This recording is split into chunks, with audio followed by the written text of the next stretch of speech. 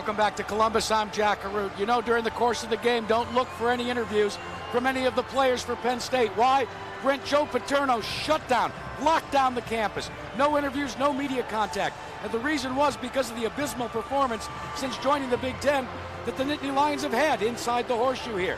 Hasn't gone unnoticed by Jim Tressel, however. He said one of the worst foes to try and face is one that has pulled itself up from adversity and is now respectable.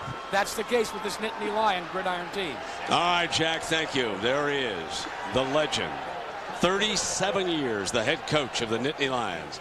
53 years, folks.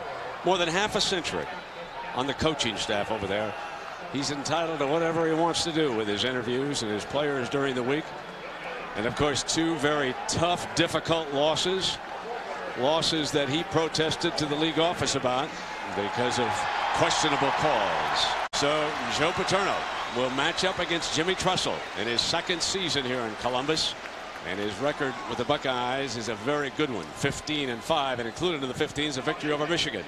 Penn State won the toss for Paterno. They have deferred. So Ohio State will start with the ball, and that means we will see the freshman sensation, Maurice Clarett, fourth in the nation, averaging 140 yards a game. He has scored, folks, not just the 13 touchdowns rushing, but 2 receiving. 15. But on the other side, number 5, Johnson, a school record 257 yards rushing against Northwestern on only 23 carries. And he will await his turn, averaging better than 11 yards a pop. And he played only 2 minutes of the second half. Can you imagine that? 257 and miss all but 2 minutes of the second half. That is some kind of job, Gary. I've always liked Larry Johnson. I think less sometimes is more, and with less running backs for Penn State, they have a better opportunity to feature Larry Johnson. David Kimball, number 95, he of the strong leg, and there is the all-purpose one, number 7, Chris Gamble. He'll start both offensively and defensively today. Look at this Kimball kickoff. Bring it out on the 20, folks. Greg Krenzel, he's the Buckeye quarterback, and he will start his work day right there. Krenzel right now is 5th in the nation in pass efficiency. 58.6 is his ranking. Right ahead of him is Iowa's Brad Banks, who remains unbeaten. So Krenzel's goal today is to stay right on the heels of the Iowa Hawkeyes. And remember, folks, they do not play this year. The first tiebreaker for the conference championship would be their record in all of their games. Iowa lost to Iowa State. Ohio State is unbeaten. Ohio State stalking bigger games. The Tostitos Fiesta Bowl. They would like to move up in the BCS rankings. Here's our first play. Short drop, fires high and incomplete, intended for Michael Jenkins. Well, let's take a look at our AT&T Wireless starting lineups, and there is Clarett, 20 yards short of 1,000. He'll get his first carry momentarily. Bet on it. Ben Hartsock, an underrated tight end over there. Big shift with Shane Olivier out. Ivan Douglas moves from left tackle to right, and the freshman, Rob Sims. Remember that name, folks. He's going to be a dandy here. They hope that he's out of the mold of Orlando Pace, who's one of our spectators, but he's only a freshman. This is a big test for him today. Now it is 2nd down and 10 for Krenzel. Here's Clarett's first carry. One of the problems that Ohio State had last week was their guards on this pull ISO play were coming around too slowly. That has been a point of emphasis all week, and you can see on the first running play for Clarett, they did a much better job of getting that around and through the hole. 30 yards on his first carry from scrimmage. At midfield, the toss. Can't find daylight, and he will not get past the defense to the outside. Derek Wake, 94, the sophomore from Beltsville, Maryland, makes the play. On his first carry, he soars past 1,000 yards. You know, he's got great strengths in a lot of different areas, but his passion for the game and his commitment to excellence are maybe his 2 best attributes. Here's that empty again, Brent. Exactly, Gary. They do go empty. That means Clarett is a basic slot receiver on the short side of the field. Krenzel looks to the middle. There is Hartsock, and he bulls his way for the first down. Hartsock, perhaps the most underrated player on this Ohio State offense. defensive unit. Now defensively, this is the best defensive front in the Big Ten. Right now, they're having difficulty getting to Krenzel. Adams and Kennedy, bull rushers. Gino Capone had a big game against the Wildcats last week. He was moved into the middle by the coaching staff in the spring. And Mayer, who made that tackle, is the leading tackler on this Nittany Lion team.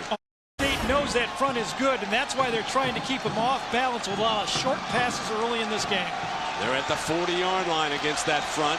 Big hole in the middle. Krenzel spots it now, using the H-back, and here comes Clarett looking for daylight. And he is stopped at the 36 by Gino Capone. Take a look at this guy. Just a year ago, he's playing high school football. What makes him so good? He's got it all. Maturity, passion for the game. He practices the same way he plays. The strength is his power in those thighs, and he's got great speed and balance. He's really the entire package, and I love what he told Kirk Herbstreit this morning, that he's coming back at least 2 more years here to Ohio State. Second down now, and they go double tight in this formation. Joe, the fullback, is replaced, and they'll run.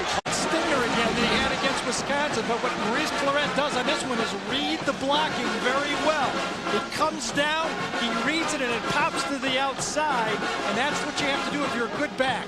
Clarett slumps over on the bench directly in front of me, and hopefully this is not a serious injury as Lydell Ross, number 30, steps into that backfield on 1st and 10. Krenzel getting great protection. Here's Ross for the first time and makes his way to the 21-yard line. And Jimmy Kennedy, 73, the senior defensive tackle, All-American candidate out of Yonkers. First-round draft choice potential right there. One of the best in the country, folks. Number 73. It is absolutely obvious that Ohio State Tressel and Jim Bowman have gotten on this Ohio State offensive line. They are much quicker today than I saw the whole Wisconsin football game. Second down and 4. Krenzel changes it up as he spies the front. The safeties press closely on this play. Is Krenzel going to throw? He is not. He's going to stick with Ross, and nothing doing as they jam the front. Wake makes the stop for the Nittany Lions. Penn State much more comfortable handling the tight formations of Ohio State on the running game. But Coach Tressel has done a good job of spreading them out and throwing quickly. Jack, what's the situation with Clarett? Brent, we had this stinger issue last week at the end of the Wisconsin game. He has suffered a stinger in his right shoulder yet again, left shoulder. Yeah, clearly in pain, and it is the left shoulder. And this a 3rd down, and again, Krenzel, as he comes up, spots the 4-down lineman, and the front is going to be a blitz. Come over the right side. Krenzel had it red, but that's not enough for the first down. I don't believe. Going to be close. Very, very close. Hartzog. That's what you have to. That's where Krenzel is really tough. He's very bright. He knows his keys. He knows in an empty backfield, you have to get rid of the ball if he reads blitz, and he does it and avoids the sack with his head that time. And it looks like it's going to be very close. I mean, in fact, they might bring the sticks out. So Clarett has been shaken up on the last 2 weeks, and here's what he had to say about the hits he's been taking in college football. Body's starting to get fatigued. Shoulders are starting to hurt. More aches and pains. In high school, your body got kind of back under you faster, but now the hits are starting to wear on to the next week and the next week and the next week. Yeah, huge difference, and the young man should be reminded that it gets even worse in the National Football League. I know that John Madden, and we will hear from John on Monday night, had a chance to talk to Tommy Maddox, the quarterback of the Steelers now, who left UCLA very early. And Tommy said his advice for Clarett would be to stay in school at least 3 years before he even thinks of coming out. So advice from somebody who says, I left UCLA too early.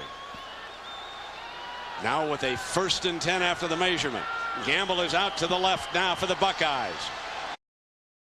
Krenzel has Ross right behind him. Lies his way and nothing much doing. And there is Kennedy. You see big number 73 come through, force that play. I mean, it is tough to run against those two. Gary, what did the coaches tell us about the defensive tackles? Yeah, they said when Penn State is toughest is when they're penetrating. When you get Anthony Adams and Jimmy Kennedy coming upfield, they're very difficult to handle. When they start reading side to side and reading helmets and going east-west, they feel they can cut them off. Interesting, I talked to Tom Bradley about that very thing, and he said, you know, that's true, but we have to do both. We cannot allow Ohio State to know what we're doing. Chris Gamble is slotted to the right on this second down. A throwing situation for Krenzel, who has really been changing up plays at the line of scrimmage. They show blitz, and it's picked up by Ross beautifully. It's control that time. Different people talk about sacks and think it's just those front five all the time. At least half the time, it's either receivers doing the wrong thing or running backs doing the wrong thing. And this time, the quarterback, the running back, and the tight end were all on the same page, and that really discourages the blitz. When you hit a blitz early in a game, it's tough for that defensive coordinator to keep dialing it. Third down and short. Here's Ross. The long reach down. The 5-yard line. First and goal, Buckeyes on the opening drive of the game against the Nittany Lions. You know, Lydell Ross was very highly thought of here at Ohio State. Played last year as a freshman, came back, and you know, you just sometimes face a guy that's just maybe a little bit better than you, but you can see he's kept his head in the game.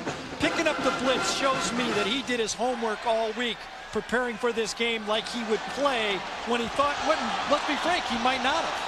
Only one snap away, aren't you, if you're a backup? Yep. And here he comes, but this time trying to move those two big tackles out of the way, and they just can't get it done as Derek Wake, the linebacker, also stepped right into the fray. 94. He has been very active so far. I remember a year ago he got injured in that opening game against Miami, missed the whole season, gets a red shirt, and comes back this year. He's just a sophomore, so, you know, another one of those tall, rangy guys, and those guys used to be like 215. Now they go 235.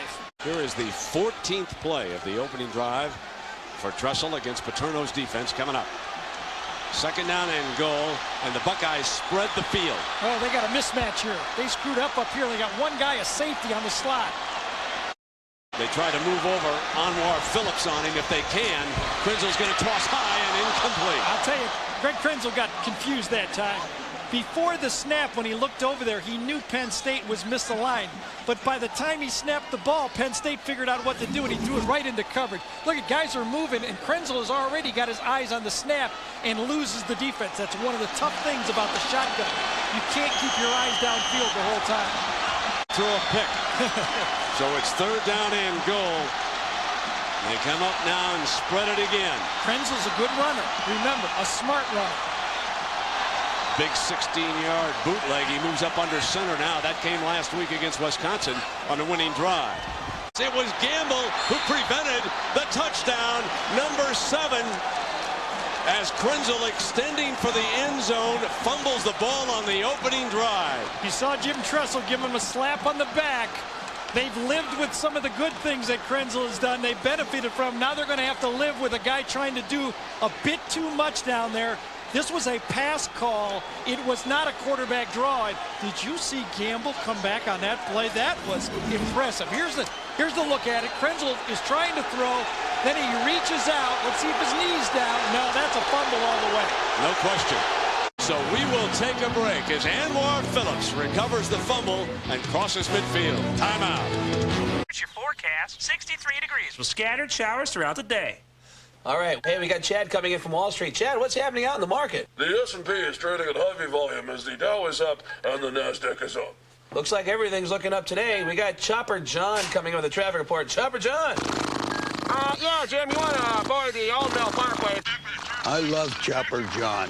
When you can do all this and more with a wireless phone, that's M-Life from AT&T Wireless. Your mobile life made better.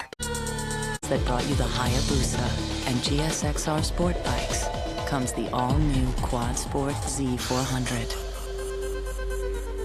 What lengths will you go to for an unbelievable ride? Hi, Joe. Hi, FedEx guy. Let's get to work. So it can store up to 1,000 addresses. It lets you print labels and find a drop box. It can email you when the package has been delivered and more. FedEx.com is just like having your own FedEx guy. Hey. Yeah? Kind of freaked me out, man.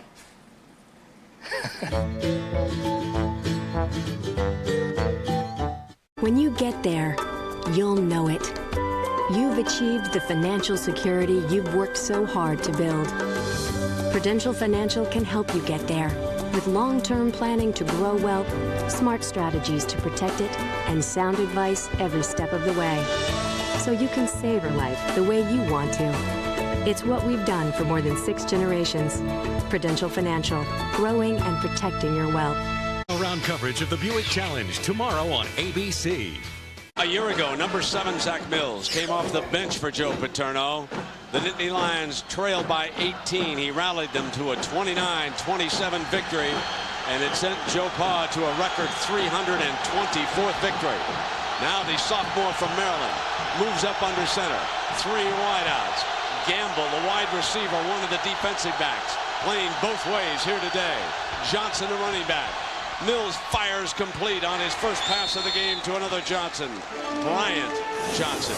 And our AT&T Wireless Penn State lineup, Larry Johnson, number 5. Number 24 is Bryant, no relation, but number 11, Tony Johnson, is Larry Johnson's brother, and their father's the defensive line coach. Now, this has been the big difference as far as Penn State is concerned this year. An offensive line that has started to mature, had a lot of trouble last year, but not this year. They have now been together as a unit. Second down for Mills and the Nittany Lions, and the left tackle is going to cost them 5 yards. He broke the snap count trying to block Will Smith. Now let's take a look at Smith and that Buckeye defensive unit. A week ago, he could not start in Madison. Quickly came off the bench, and 93 played a lot of snaps at defensive end. And he drew 5 yards that time. But with C. Grant injured, Jay Hawk, number 47, only a freshman, moves to that linebacking spot. He played very well. Chris Gamble, there he is, number 7, starting both ways. Defensively, he's at the left corner. He will go now to the field side, and he's matched against Bryant Johnson, one of the best receivers in the Big Ten. Here's your second down now for Mills. Michael Robinson also in the game. Deflected, intercepted. Deflection, it was A.J. Hawk. There's your freshman, Gary. A.J. Hawk came in last week against Wisconsin for C. Grant. But inside, the blitz got to Zach Mills. This was a deflected ball. I think they hit his arm on the slant, and A.J. Hawk just gobbled it up. Quick slant play, you should be protected. Let's say, I think it's Reynolds. Reynolds comes inside 44, was tipped at the line of scrimmage, and maybe Timmy Anderson right at the nose tackle. Timmy Anderson was the guy who got it. 2 turnovers by both quarterbacks. So the Buckeyes get it back. Oh, Steve, I don't think you should hang the bug zapper over the Bud Light. That's really tacky. Yeah. Great party. Thank you. Yeah, this dip is fantastic. Great. I love these crunchy things on top. Are they caraway seeds? Yes. I didn't put anything on the dip.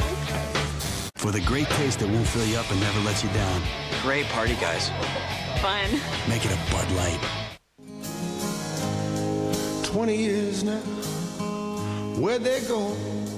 20 years. I sit and I wonder sometimes where they've gone. Need some help, old man? Generation after generation, it's good to have someone you can depend on. My grandfather started the business back in 1923. Figured everybody likes ice cream, so that might be a pretty good way to make a living. This is where we mix and prepare the ingredients for the ice cream. Who can guess what we keep in here? That's right. Got to keep it cold in here. The ABC Sports presentation of college football brought to you by Chevy Trucks, the most dependable, longest-lasting trucks on the road. AT&T, welcome to M-Life. AT&T Wireless, Chili's like no place else, and Bowflex for real fitness results. Well, it'll be basketball season before you know it. And there's the Schotten Science Center with the Buckeyes whole court during the winter. There's Maurice Claret right there. So the jersey is out, off now, and the pads are off. First down and 10.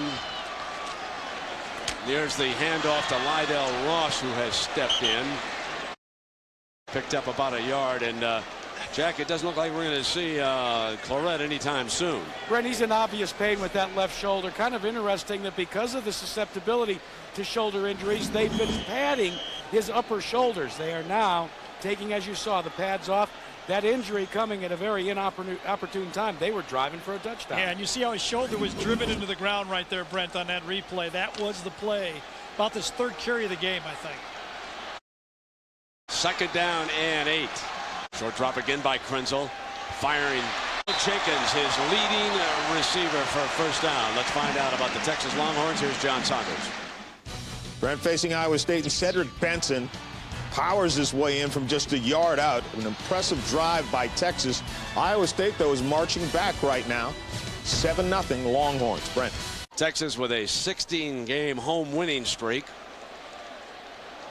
You know, Brent, as good as these two running backs are on both of these teams, I think both teams feel they've got a good matchup with wide receivers against corners. And they want to exploit them because they're not sure they can block the front fours of both defenses. Slot to the left now. Here's Krenzel. Gets a good block. It's off for the sideline, just short of the 1st down marker, a run of about 9 yards.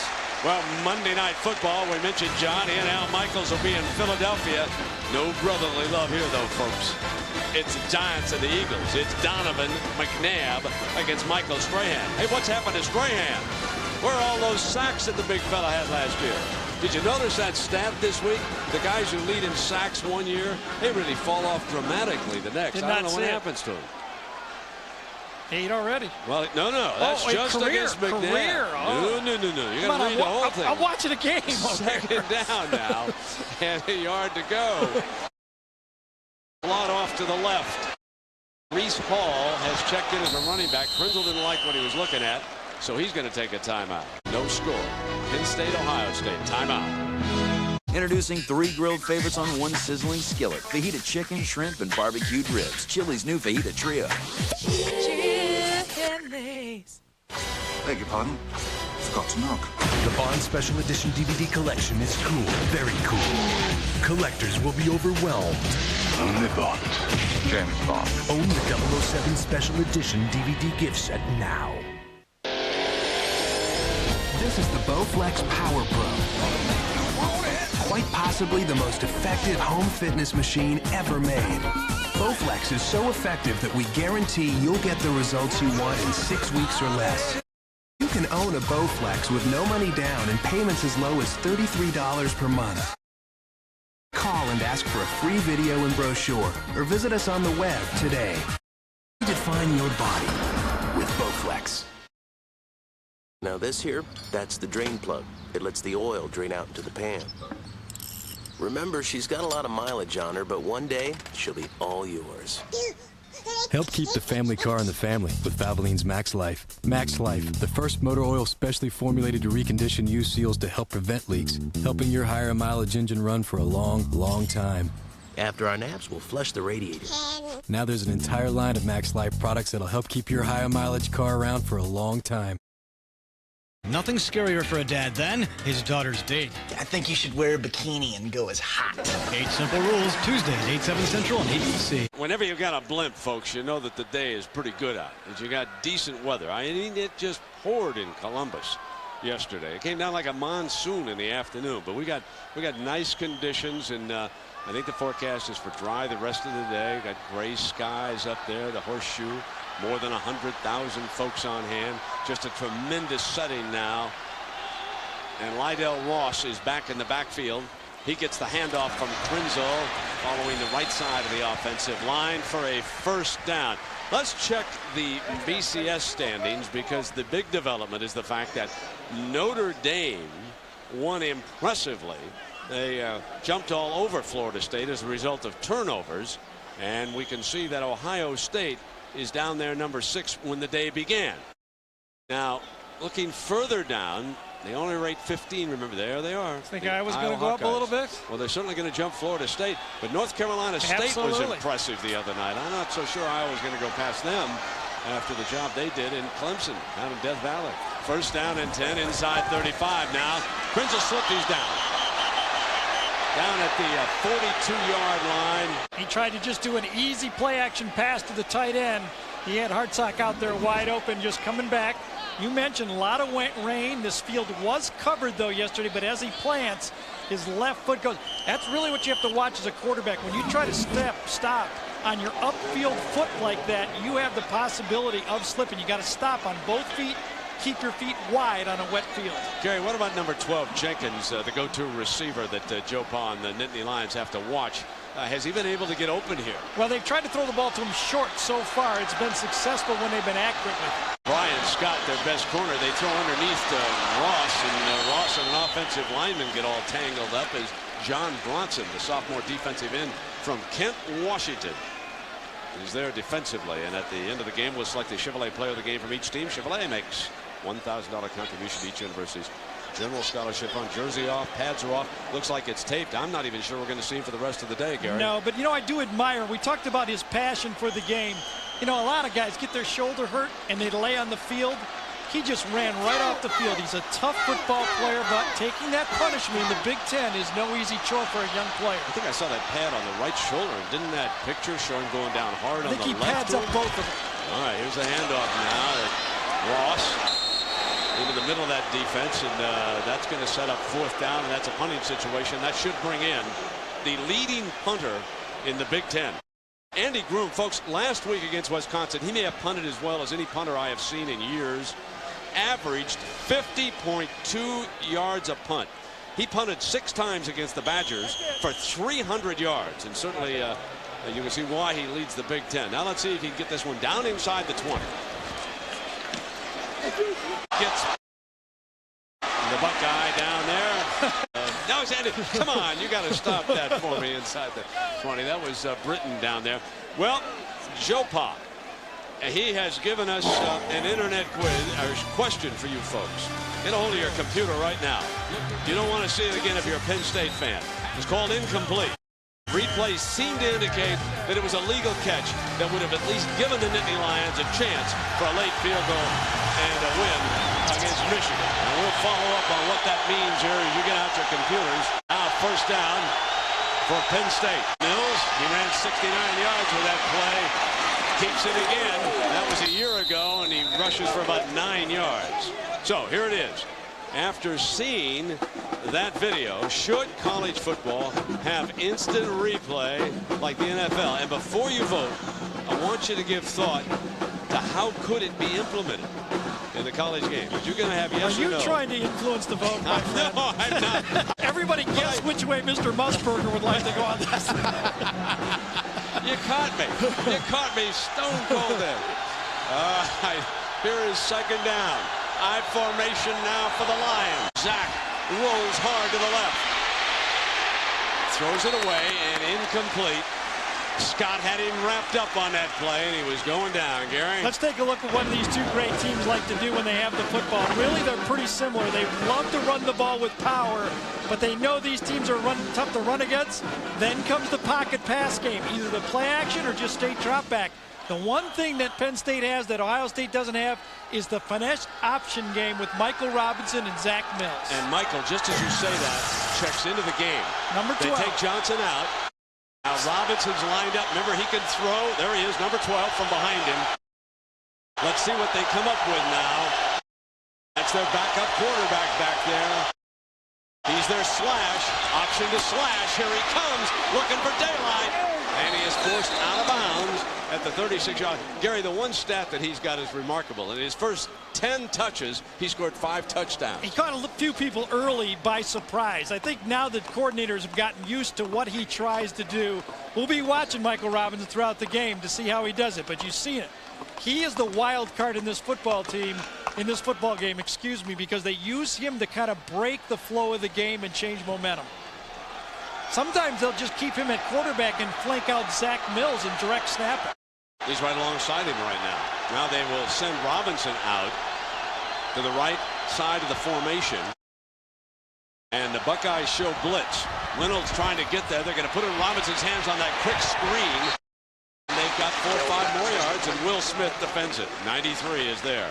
But one of America's most enduring images, the Goodyear blimp, floating overhead, providing these aerial views. The Spirit of Goodyear, one of 3 airships in the Goodyear blimp fleet.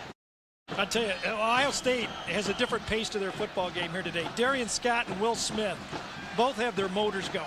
No, number 5 has got to touch the ball he does. sooner or later.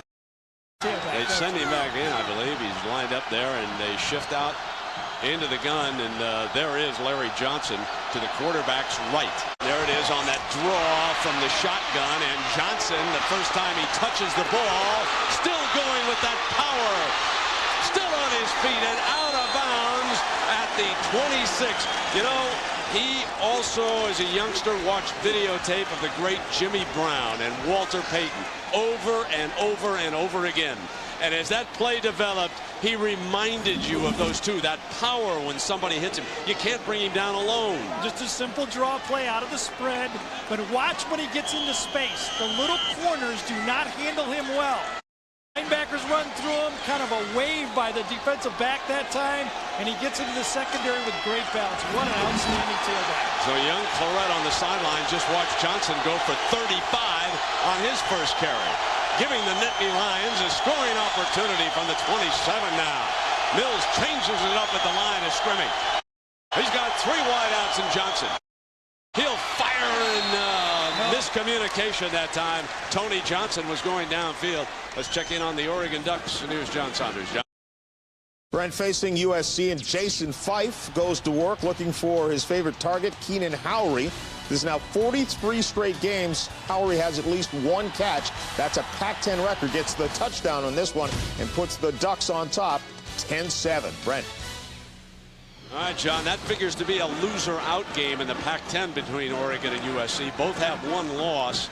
The 2 teams in control of their destiny are Washington State and Arizona State, but they will play in Pullman as Robinson is back in, and number 5 is out again, and a timeout is called. Sean McHugh was the lone running back, and the Nittany Lions are going to talk about it as Robinson and Mills are on the field together. Timeout. Got me spinning, my bell is ringing, it's making my head cuckoo. You got to believe me, if you ever leave me, I don't know what I'd ever do without you. There it is, just like Gary told you, both shoulders, and it is the left one that he injured early in this game when he was driven down into the turf. And I would be absolutely shocked if he comes back here today. But you can't rule him out. He's a tough hombre. Yeah, he's the type of guy that likes to. You know, we talked about Chris Campbell starting this game on defense and on offense. Ohio State has expanded the package. Last week it was almost 100% man-to-man, but they do now have coached him up on the zone looks. Johnson, the ball carrier, he breaks that first tackle again. Gary, first man cannot bring him down. NFL must take a long, long look at this running back. One Big Ten coach said he's the best in the league. Hey, how about next Saturday? Minnesota's still alive in the Big Ten against these Buckeyes, or Wisconsin against Iowa. The Hawkeyes appear to be for real. They go to the Big House today in Ann Arbor and upset Michigan. There's a lot of good Big Ten football players. Charles Rogers obviously, but we had one Big Ten head coach say that number 5 is the best in the league. Name of Alvarez said he might be the best running back in the country. We'll compare Johnson with some of the other great backs. Here's Mills now. Looks downfield and throws over the top. And went to Mike Lukac, the tight end. Threw it in there beautifully for 16 yards. See, that's what Mills has. Touch.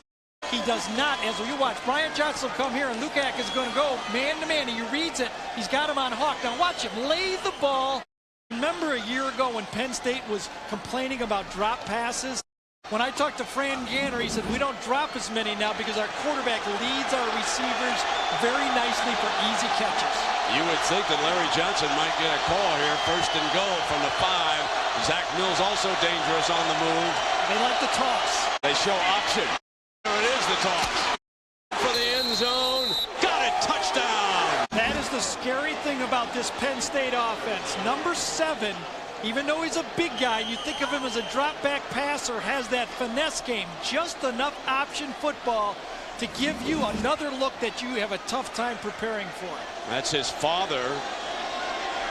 Larry's father, the defensive line coach over on the side. Robbie Gould for the extra point now for the Nittany Lions. You check behind him.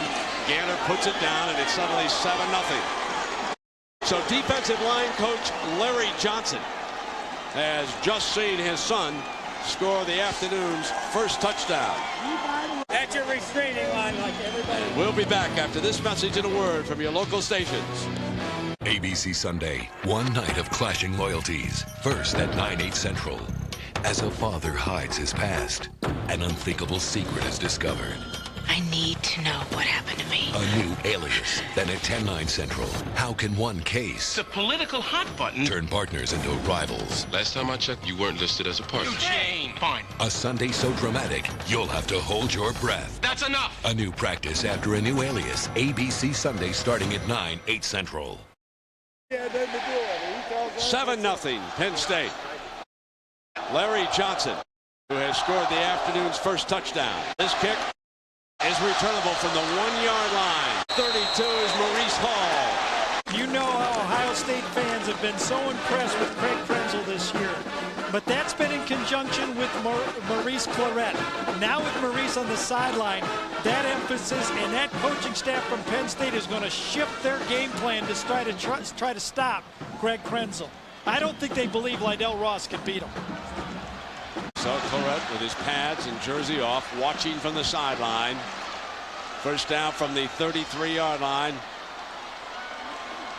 And a lot of pressure on Krenzel. They must come from behind, and Ross is his tailback. He picks his way to the 38-yard line, and Wake again making the stop for the Lions. Derek Wake's off to a great start in this football game. He knows inside, he has help inside from Anthony Adams and Jimmy Kennedy, and he's playing the wing very well. The end of the first quarter, and Penn State leads Ohio State 7-0. Obviously, the new Silverado is here. Silverado, the truck from Chevy. Bottom line, we've got to boost margins. Do more with less. Slash the ad budget. Scale back in the Pacific Rim. Actually, IT has a plan. Dave? We're going with Dell. See, Dell's as focused on us as they are on driving down cost. PowerEdge servers, Intel Xeon processors, it's the flexibility we need. And that cuts costs, not productivity. Smart move, Dave. Now we won't even have to cut the free coffee. Find out how you can cut costs across your enterprise. Easy as Dell. Call or go online today. How can one case turn friends into enemies? Last time I checked, you weren't listed as a partner. And threaten everything these lawyers mean to each other? All right, that's enough. Just watch. A new practice following a new alias. ABC Sunday, 10/9 Central. Don't forget time change before going to bed Saturday night. ABC Sports, the class of college football. Well, now Penn State jumps ahead by a touchdown, and Gary, the big question here is, what will the Buckeyes do without young Claret? I think more short passes, more different types of things from different formations, trying to make it a little bit easier for Greg Krenzel to attack this Penn State defense. I don't believe they think they can run it between the tackles against that stout defensive tackle. Well, certainly the pressure is on Krenzel. Down a touchdown. Claret's pads are off. Ross crosses the 40 to the 41-yard line. One thing about Jim Tressel, you are impressed by his calmness when you are around him. Long-time successful head coach over at Youngstown State. His father, a very successful head coach also at Baldwin-Wallace. He's been around football a long time. He knows that there's absolutely no need to panic. He has a good backup running back here in number 30, Lydell Ross, the sophomore who lost his job when Claret showed up this year. So third down now, and Krenzel empties out the backfield. He's got the first down for the Buckeyes across the 46. Gary, you mentioned it, how intelligent he is as a runner. Yeah, I think what he really understands is his own limitations. He knows that he's not going to be deacon guys and getting 25, 30 yards. He picks up first downs when he scrambles, and that's really what you have to do when you're that type of an athlete that he is. Let's check in quickly with Jack Arute. Jack? Well, Gary, part of the asset that you were talking about for Craig Krenzel is his ability to size things up quickly. The coaches say he can make very quick adjustments, not just on the line, but also on how the game's going. Well, let's see how he does here, Jack. There's that long reach handoff. Ross looking for daylight, crosses midfield.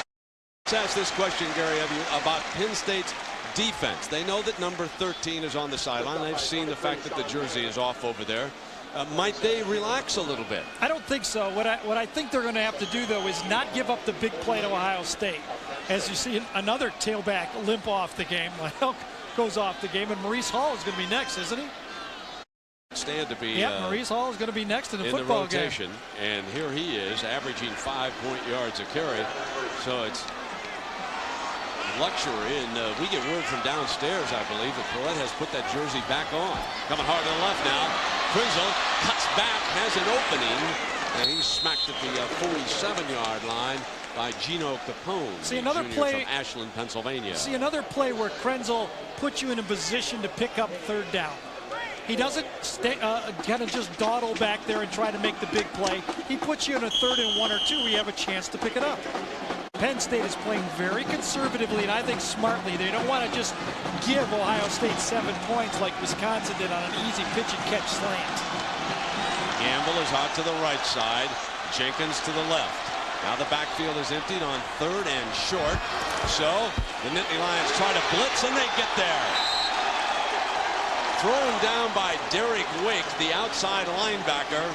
And on 3rd down and short, I was a little bit surprised that offensive coordinator Jimmy Ballman elected to go empty. I think you do that because of who he had in the game. His top 2 tailbacks aren't there, and obviously he did not think Maurice Hall was the guy he wanted to go with on 3rd and 2.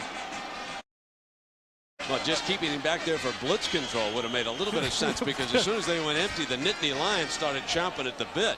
It is now 4th down, and Bryant Johnson, we'll see if he gets to return Groom's punt here. She wanted to bury him inside the 10. Timeout. Some experiences stay with you. Like the feeling of driving this. The Chrysler Sebring convertible. With an available 200 horsepower V6 engine and race-inspired suspension, it's an exhilarating experience that lingers. Now from Chrysler, our 7-year or 70,000-mile powertrain limited warranty, because love is a commitment. When people say you're bright, they mean you've got a lot going on up there. It's not something people who use drugs hear much, because over time, drugs can change their brain. And the more times they try drugs, the more they want them. It's called addiction, and it's a disease that will waste your brain. Do the right thing. Do the bright thing. Keep your brain healthy. Don't use drugs. I called him and I said, get a movie. You know, something old. I heard, get a monkey with a cold. It's not his fault. It's the cellular static. Now you can get clear calls and do more because Sprint built the largest all-digital, all-PCS enhanced nationwide network from the ground up for clarity you could see and hear. Oh, look at that. Thanks. What about the monkey? Plenty of fluids and he'll be fine. For $30 a month, get 300 anytime and unlimited night and weekend PCS minutes from Sprint. Taco Bell's grilled steak taco. Tender slices of steak marinated and grilled to perfection. For a taste so authentic, you may pull a grilled steak switch out. Authentic carne asada steak. Think outside the bun. 170 Fortune 500 companies outsource with Kinko's every day. Michelle Kwan, Jenny Kirk, Smart One Skate America, Sunday on ABC. Brent here in Columbus. Lydell Ross that you're looking at, he should be expected to come back and play. He had a little bit of a bruise on his foot. They say that he is cleared to go back into action, and they need him. Yeah, Jack, and we clarify that, Clarett. He just put the jersey on. He did not put his shoulder pads back on, so he's not coming back anytime soon.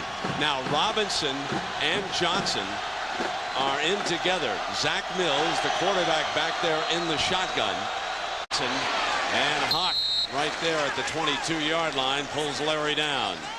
Here's our Pacific Live game summary, and it has been tough for Ohio State. Maurice Clarett driven out of the game with an injured shoulder. Then on a possible touchdown, Krenzel fumbles. Penn State recovers, and a little bit later their touchdown as Johnson's driven into the pylon for a score. It is 7-0 Penn State over Ohio State. Second down now. Into the middle. The power runner pulls his way for a first down. You can't stop the big fella. It's interesting when they have Johnson and Mike Robinson in the backfield. Both are gifted athletes, but both are big. Here's Michael Doss right here, the safety and the 8-man front.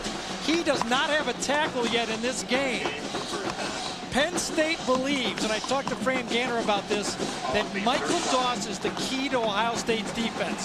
You either have to attack him with the pass or block him on the run. 53 yards for Johnson already in this game. Claret left with 48. Mills gets protection and was not on the money, but the catch was made on the outside by his tight end, Lukac. Now it's time for the Aflac trivia question. This week's question is, who was the last player in the Big Ten to catch a TD pass and have an interception in the same game? The reason we ask that, of course, is that Chris Gamble is going both ways as a wide receiver and a defensive back. So he has a chance here today. There is number 7. Excuse me, Brent. Chris Gamble will always go to the wide side of the field. He's the wide side corner, which means the matchup of Fox versus Bryant Johnson to the other side is something Penn State likes. Right there. Fox is indicating he's blitzing. Here he comes. Though looking the other way, comes in underneath to the running back Johnson. Reynolds was there, didn't give him the outside, then got help from Wilhelm. The 2 linebackers doing an excellent job on the running back as he came out that time. Had Mills looked the other way, Fox had left his man on the blitz. Zach Mills is so impressive when you watch him. I mean, he just grows on you. We saw him last year breaking the lead. Great vision, looking around the field, tremendous poise. All those come from behind. Really, he's the complete just climbing skyward. He's going to be a tremendous quarterback before he leaves the Big Ten. It's 9 yards on this 3rd down. Reception, perhaps. Got it on the ricochet. Ball was in the air. Will Smith, the defensive end, makes the pick. The Fresh Prince of Bel-Air got one from Dustin Fox that time. Fresh Prince Will Smith of Columbus gets it because Dustin Fox was all over that throw. Watch Fox. He's playing into the boundary. He's got against Tony Johnson. Comes back and watch him get on that ball. That's a wonderful play by the corner that time. And Will Smith gobbles it up. Now a chance for the Buckeyes. We'll be right back. Penn State leads it by 7. Here's the dip. We are come back because that's a momentum changer right there. And Maurice Hall to the 26-yard line. So the officials correctly that time, ladies and gentlemen, said we are not going to break on a momentum change down in the Penn State end.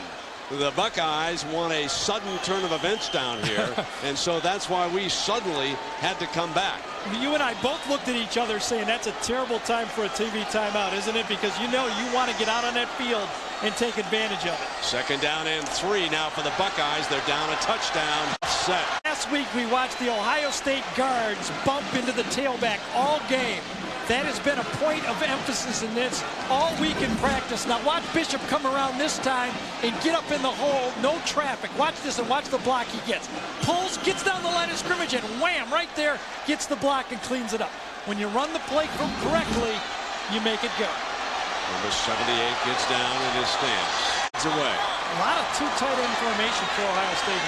Buckeyes turned it over the last time they were in the red zone. Here's Hall.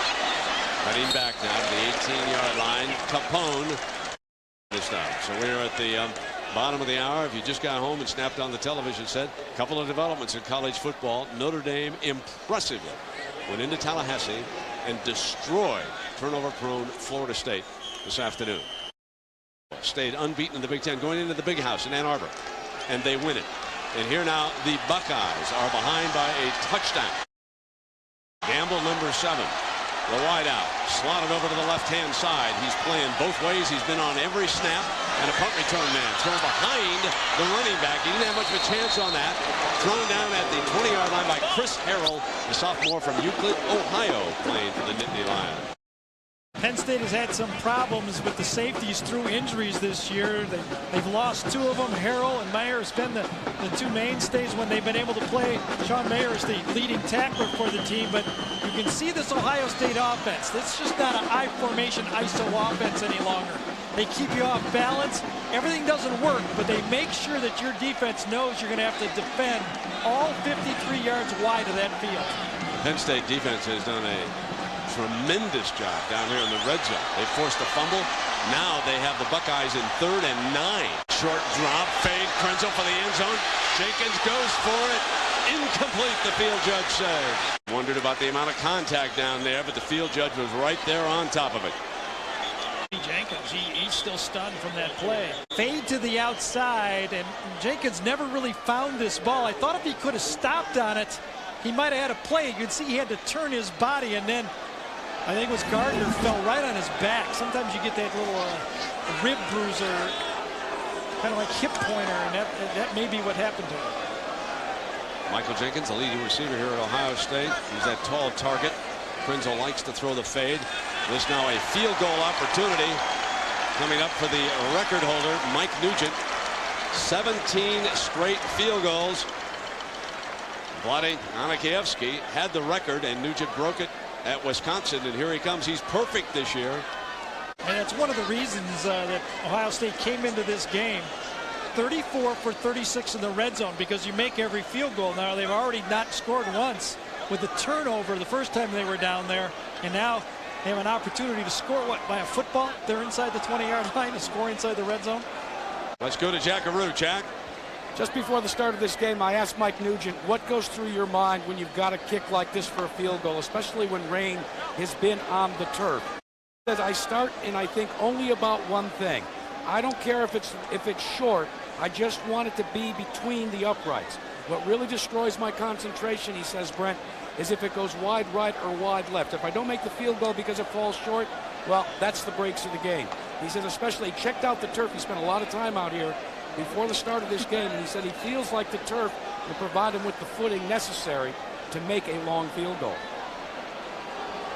The reason why we've got a delay is that the referee, Bill Lamonier, is over here on the phone talking upstairs. You know, the only thing I can think of as a possibility is he wants to know if the ball is spotted properly on the hash mark from the play before. That's the only thing I can think of, is that on third down he wants to make sure that it was a right hash snap. The replay in college football. Sure. Whenever Lamonier was checking, and there's Joe Pa, who's been highly critical of the officials in the Big Ten this year. In fact, he wanted an investigation of where the officials are from the next time they officiate the Michigan games. Lamonier, I guess they flew in an official from Paris to take care of this game. There's no Big Ten schools or players from Paris. That's it, so it's okay. Nugent now with a 37-yarder from behind him. Boom, still perfect. The Buckeyes and Jim Trussell on the board, and we've got a timeout. Where's the dip? Only Tostitos Scoops have the bite-sized bowl-shaped design that's perfect for dipping and dunking every time. I thought that was a myth. So however you like to dip, there's only one Dip Lover's chip. I own this court. Yeah. No, I really own this court. You guys got to go. Tostitos Scoops, the Dip Lover's chip. Hey, hand me that there, Reg? Do you think I got that insurance or something? What? It puts money in your wallet in case you're like flat on your back. What? Never heard of it. Well, you can get it at work. Get what?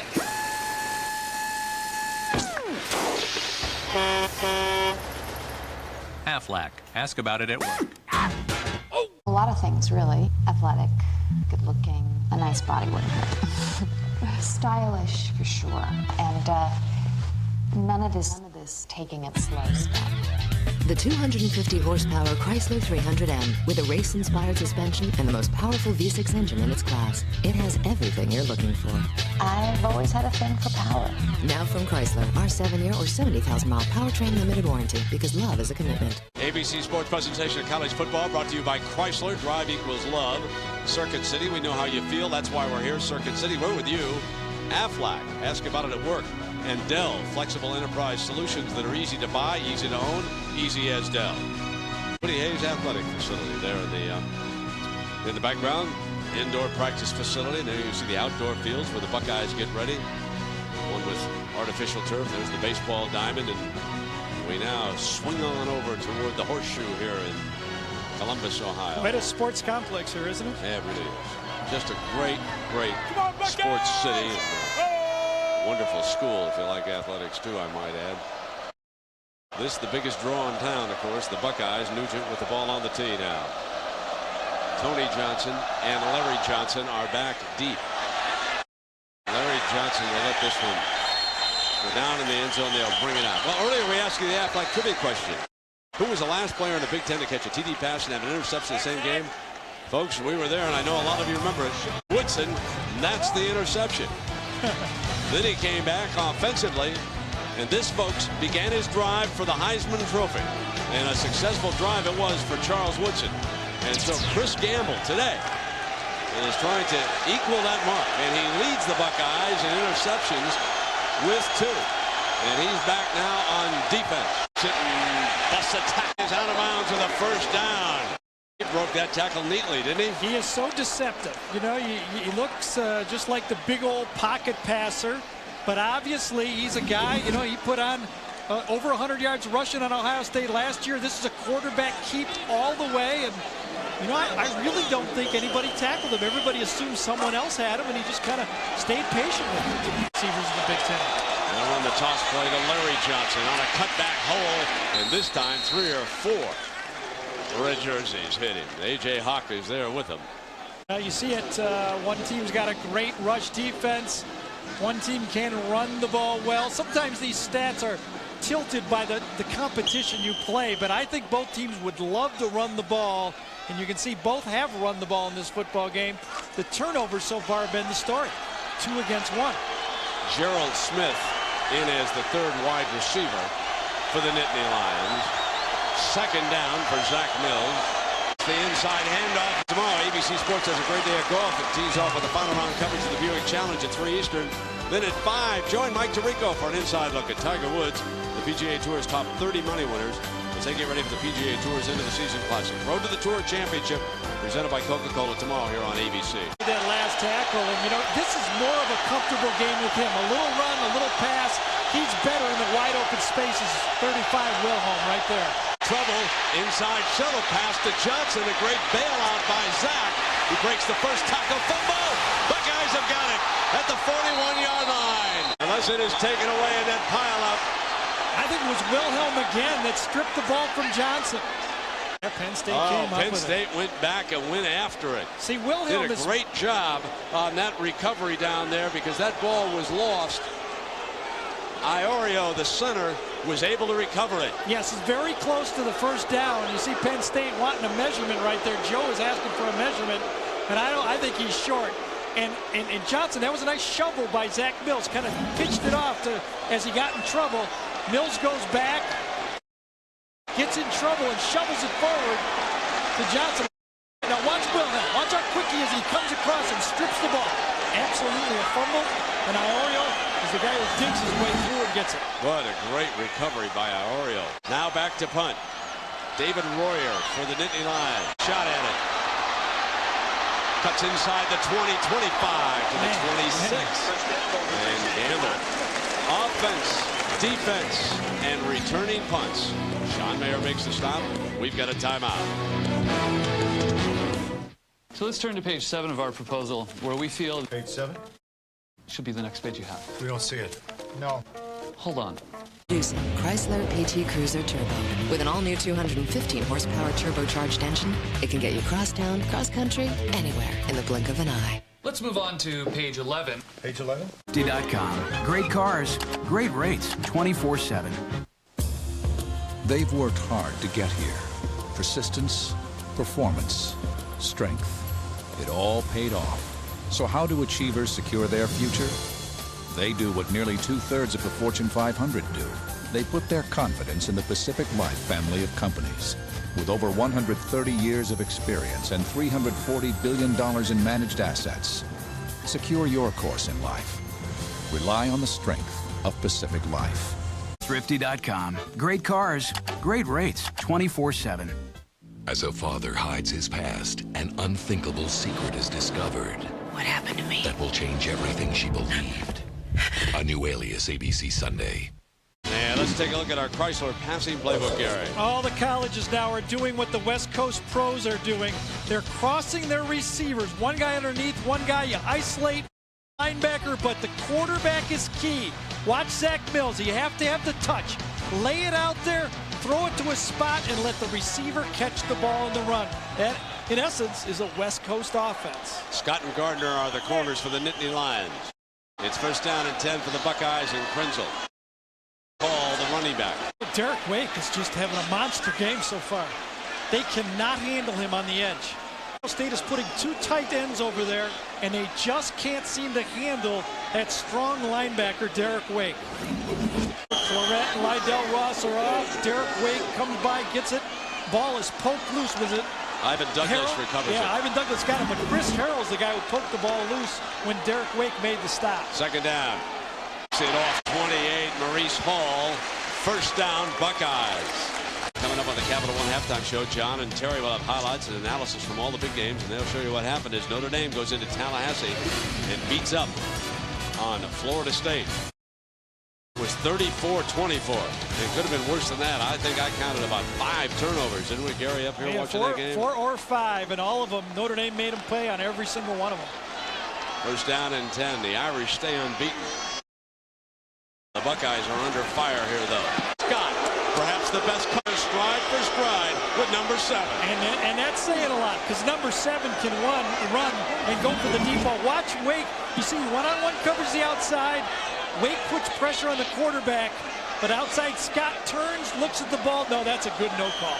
That was perfect coverage. Watch Wake, number 94 again. Coming inside and just kidding Krenzel as he lets his ball go. Krenzel did a nice job of throwing to a spot and not waiting too long. Lydell Ross back in as the Buckeye running back. 10 carries for 23 yards. Roll right, in trouble, throw back screen to the left to Ross. Midfield, 45, 40, foot race, and driven down at the 34-yard line by Sean Mayer. Free safety. Let's go to New York to John and Terry. Georgia against Kentucky in the SEC, and Georgia looking to be like Ohio State and remain unbeaten. David Green, 12 yards to Terrence Edwards. Great diving catch, and they take the lead for the first time, 21-17. Under fire from Kentucky, and a Georgia team that is riddled with injuries. Now after that, great screen pass on a throwback look to the left. The Buckeyes with a first down inside the 35. Hayes, the senior from Detroit, was in there, and let's see if this goes against the Nittany Lions. Yes. It's always a tough one for the defensive lineman. The quarterback watches Krenzel, looks deep, but he starts to run, and then he spots someone deep on the play and throws it, and he gets hammered. Yes, the last one. Adams is the last one that was called on, and Adams got the penalty. Haynes actually knocked him into number 80 defensive end. And he smacked him into his teammate who was coming the other way. That's what it looked like on that replay, didn't it, folks? Well, it got him one way and another way, and then Adams came in with the third hit. And I think that they would have given him the 2 ping pong balls, but the third ping pong ball. With those big hombres back there? I know. Okay, 3 bowling balls. He felt like the 10 pin on that one. Inside that red zone again. Look at that. A fumble zone here today. Inside the 15. Did he lose it? Nittany Lions say they've got it. Now they whistle it down now. Let's hang on here. Yes, Nittany Lions have got it. They recover the fumble by Chris Vance. There's the signal. 2 turnovers for each side in this football game. Mayer makes the recovery on the fumble. Simple play. They went empty. Very, very conservative play from the empty. Just a quick throw to Vance, and he puts it on the ground again. Quick screen to Vance, and boy, you think you throw a conservative play, and you end up giving the ball back to Penn State. Boom, boom to the outside. Looks simple, looks easy. Vance cuts inside, and the ball pops loose. We'll take a timeout. Sorry, I got that receipt in here somewhere. Driver's license, bus transfer, $1 off fish sticks. Actually? Floss. Just in case. Movie stub, a mint. Actually, we keep everything right here, just in case. Right. Just in case. People lose stuff. That's why we can store purchase and warranty information automatically, so you won't have to search anymore. Circuit City, we're with you. Floss. Who flosses anyway? I floss. I floss too. Without a Yamaha ATV, you're not going very far. The Grizzly 660 Automatic from Yamaha. The only ATV with push-button front diff lock and 4-wheel independent suspension. The Grizzly 660 Automatic. Where you go now is up to you. Now get a Warn winch with select models plus 0% financing on every Yamaha ATV. I make tiny little devices to flow through the bloodstream to find and treat disease.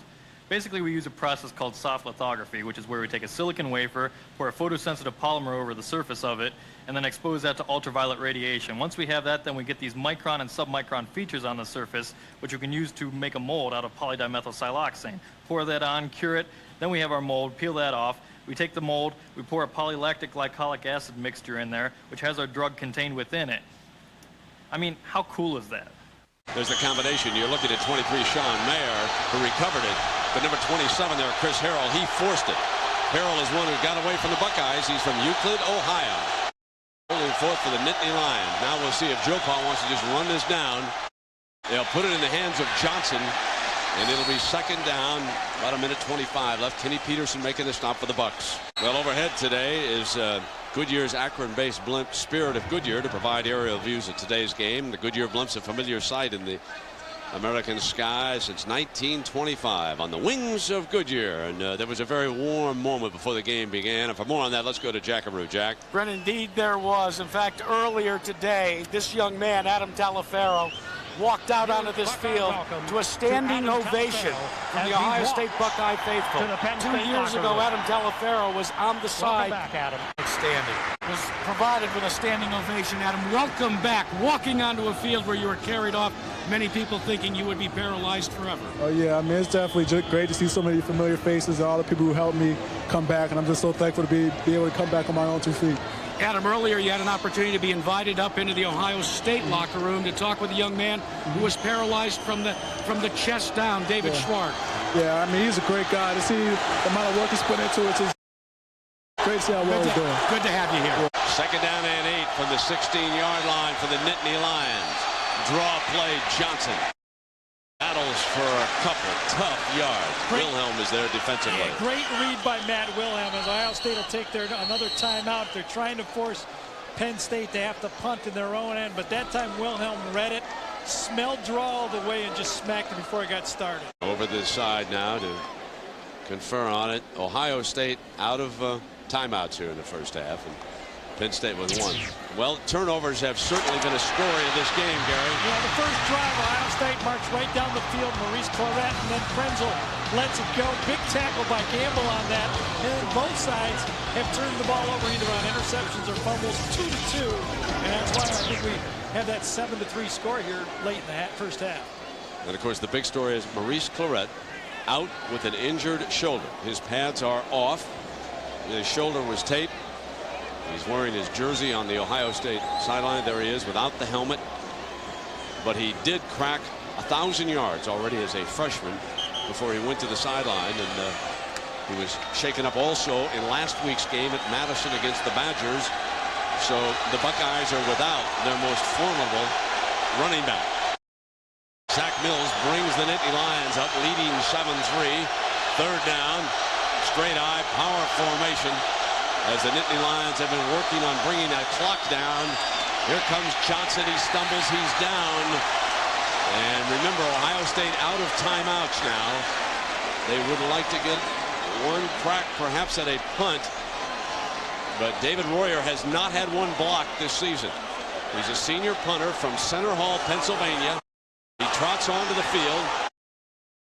And all the Buckeyes will be chomping at the bit here. With 40-some seconds to go, now down inside of that. They got about 18 on the there you see it on the time clock, so Penn State can bleed this a long way. They should not be in any hurry to snap the ball. Side. Good job, Penn State. Gunners try to get him. He slips the first one. In a foot race, crosses midfield to the 41-yard line with 9 seconds showing on that clock. Not close enough, I don't believe, for a Nugent attempt here. Yeah, I think their option is either one 10-yard pass to get in field goal range for Nugent, or one or perhaps 2 throws to the end zone on the tip drill. I think with Jenkins, I throw to the end zone. 6'5" guy, Vance a good athlete, Gamble a good athlete. I'd throw the deep ball to the end zone. You know me, I'd slip to the sideline, kick the field goal, and go into the locker room. If you guarantee me 3, I'll do it. The running back. Jenkins is not in the game. No, Jenkins on the bottom. I'm sorry, right here. There he is. I thought he was looking at the top of the field. They have 3 wide. Jump ball intercepted at the by Scott. And Scott out of bounds with the interception that brings the first half to an end. The Buckeyes turn it over again. That's the story of the first half, and Penn State leads it 7-3. We go to New York now. John Saunders and Terry Bowden. All right, guys, thanks a lot. And some advice from here in New York from my partner, Terry Bowden. Tell your dad, Bobby, to bench Chris Ricks, to play McPherson, the backup, and tell Jeff, who's the offensive coordinator, and your brother that he's grounded. Thanks for ruining my trip to New York. They hang that on you. The guy could have gone to Tallahassee if you want a bad day, or Clemson Thursday night. This is a pretty good time. I didn't lose any ball games here. All right, then. Fighting Irish at Notre Dame, if you haven't figured it out by now, by that sign, they handed it to Florida State, and Tyrone Willingham just continues to build a legend there. First play from scrimmage, Carlisle Holiday coming out, and he fools everyone. Arnaz Battle wide open, and that is a touchdown. The Irish on top, 7-0. Florida State would march it back, and it was a 10-10 game at halftime. But at 13-10, Chris Ricks runs, hit by Glenn Early, fumbles. Duck picks it up and recovers it at the 2-yard line, and that would set up yet another touchdown. The next play, Ryan Grant, another great run there. It looked like he was going to be caught in the backfield, weaves his way in, 20-10. Then, after a fumble on the kickoff, 3 plays later, Carlisle Holiday again, this time to Omar Jenkins, 27-10. And it winds up being 34-24, not as close as this score is. Florida State got some points near the end of the game, but anyone who doubts that this team is for real, guess what? You need to have your head examined. This is a great football team. I tell you, not about luck of the Irish either. You know, we heard all season they don't have great talent. You know, we talked about this. Yeah. They've got talent, and they're greatly coached, incredibly coaching, and they do. It starts with the field position, then it goes to turnovers, and they turn those turnovers into points. By the way, here's what's coming up. Boston College at home next week, at Navy in Baltimore, actually. Rutgers at home, then at USC. Don't be surprised if the Irish are unbeaten at the end of this season. Hard to believe. Back with more after this message and a word from our ABC stations. The new Jeep Liberty Renegade. It gives you the power to conquer nature, as well as the ability to... Nice wrench work, Chief. If more men would heed the call of the Y chromosome, maybe more of us would have 3 such faucets at our fingertips. Hot, cold, and Miller High Life. Morning. Whenever you need help with your heating, wherever you need it, your Bryant dealer will get it to you. Found your paper in the driveway. Whatever it takes. Brady and Lawrence, we help you collect on your lawsuit. Say you're stealing a hubcap and the car starts rolling over your hand. Well, that could hurt. And you could sue. Say you're washing your poodle and you pop her in the microwave to dry and she dies. That could hurt. And you could sue. Frivolous lawsuits cost your family $2,500 a year. Justice Evelyn Stratton's record shows that she protects your family by fighting lawsuit abuse. 9 on your kid's side. Weeknights on 9 News. One halftime show brought to you by Capital One. What's in your wallet? From Times Square in New York, John Saunders and Terry Bowden. There's over 100,000 seats. These guys decided to travel anyway. But I guess they could not get a ticket and go down to Ohio to get a win there. They have never won, Penn State, at Ohio State since they joined the Big Ten back in 1993. Question of this was running game. It helps when Claret's not in. That's right. They knocked Claret out. And over the past weeks in big games when Ohio State has been down or in close ball games, they stay with Claret, work his running game. But with him out, it makes me wonder, will they go to Krenzel? Will they make mistakes in the passing game? All right, Iowa State facing Texas, and they had something in common. Oklahoma, and it was not a happy experience for either team. Bevo, remember, Cedric Benson takes this one 12 yards, gets it down to the 1-yard line. You can see the power in his running, a little stiff arm then, and Benson says, I did most of the work, so let me take it in the rest of the way. And Texas had a 7-0 lead. Seneca Wallace, though, will always keep you in game. 16 yards to Lance Young. Great pass right there. Iowa State had grabbed the lead, and that's where it stands now at 10-7. Well, Iowa State, they've got Seneca Wallace, and Texas has to contain him. He's having a good day. It was horrendous last week against Oklahoma, but he's thrown a touchdown pass. He's getting outside to contain, and he's doing things with football. Texas has got to find ways to get their running back, Cedric Benson, the ball. Flares, screens, running. Get him back in the offense. He's been missing for 2 weeks. Texas has also won 16 straight at home, so that streak on the line as well. Georgia against Kentucky. Georgia, one of those teams that's unbeaten and hoping that they can ride this, but Kentucky, the hefty lefty, Jared Lorenzen, 60 yards to Derek Abney, and that's a touchdown after Georgia grabbed the lead. Not very often you have two left-handed quarterbacks in the same game. David Green, you can see his numbers as well. They're both very good quarterbacks. This is kind of a good day, bad day so far for Georgia.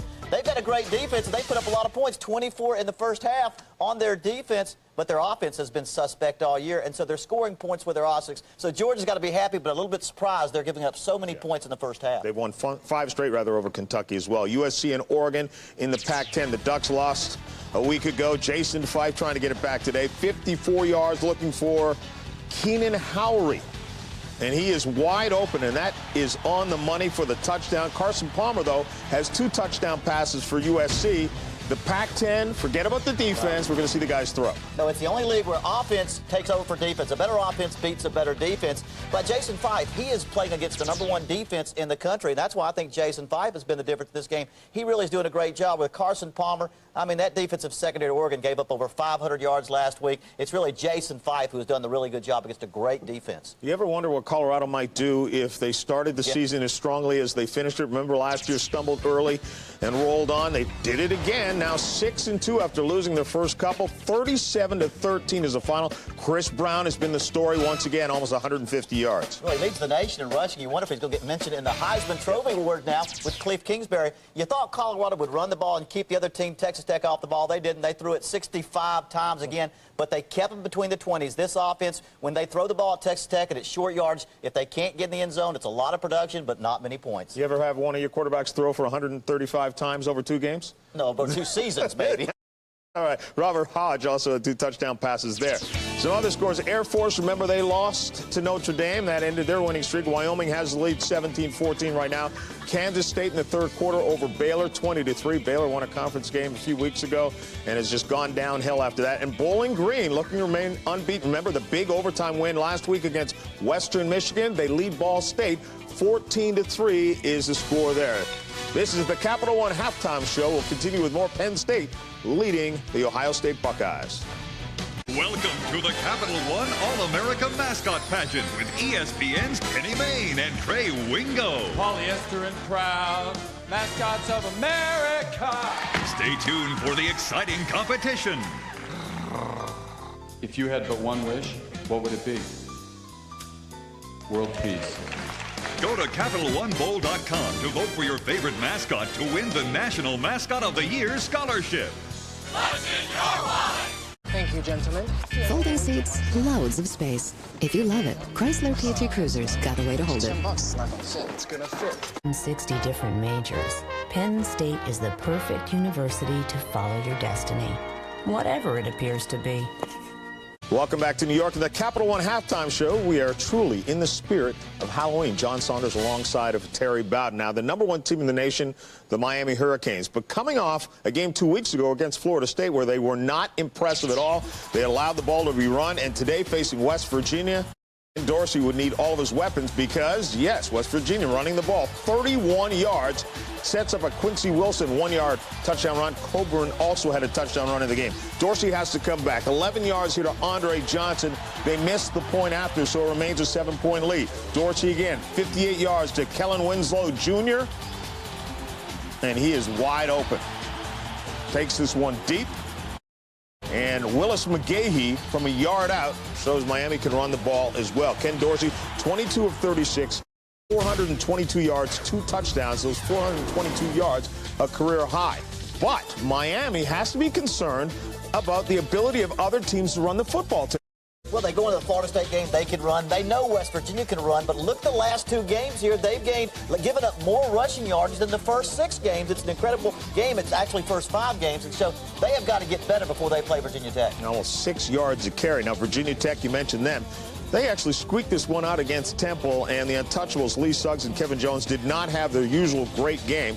But Tech gets this win. Do you think they're licking their chops? This is a team that runs football as well as anyone in the nation. Virginia Tech is pointing to that game at the end of the season and says, we know we can run it right down their throats. Well, look at this West Virginia game where Miami knew they were going to run. The second half they knew they were going to run. They couldn't stop the running attack. Now, Virginia Tech comes in with a much more powerful running attack. Maybe not a more productive one, but it's more powerful, and they can run in the red zone. So this Virginia Tech team really has a chance to score points on Miami and maybe knock them off. It's going to be interesting to end the season on ABC. Now, Michigan against Iowa, both unbeaten in the Big Ten. Brad Banks, the Iowa quarterback, says we got to get a win in the house. Well, they get some help. Marcus Curry fumbles this punt, muffs it. It's recovered by Iowa, and it sets up a touchdown. Banks to C.J. Jones just a couple of plays later.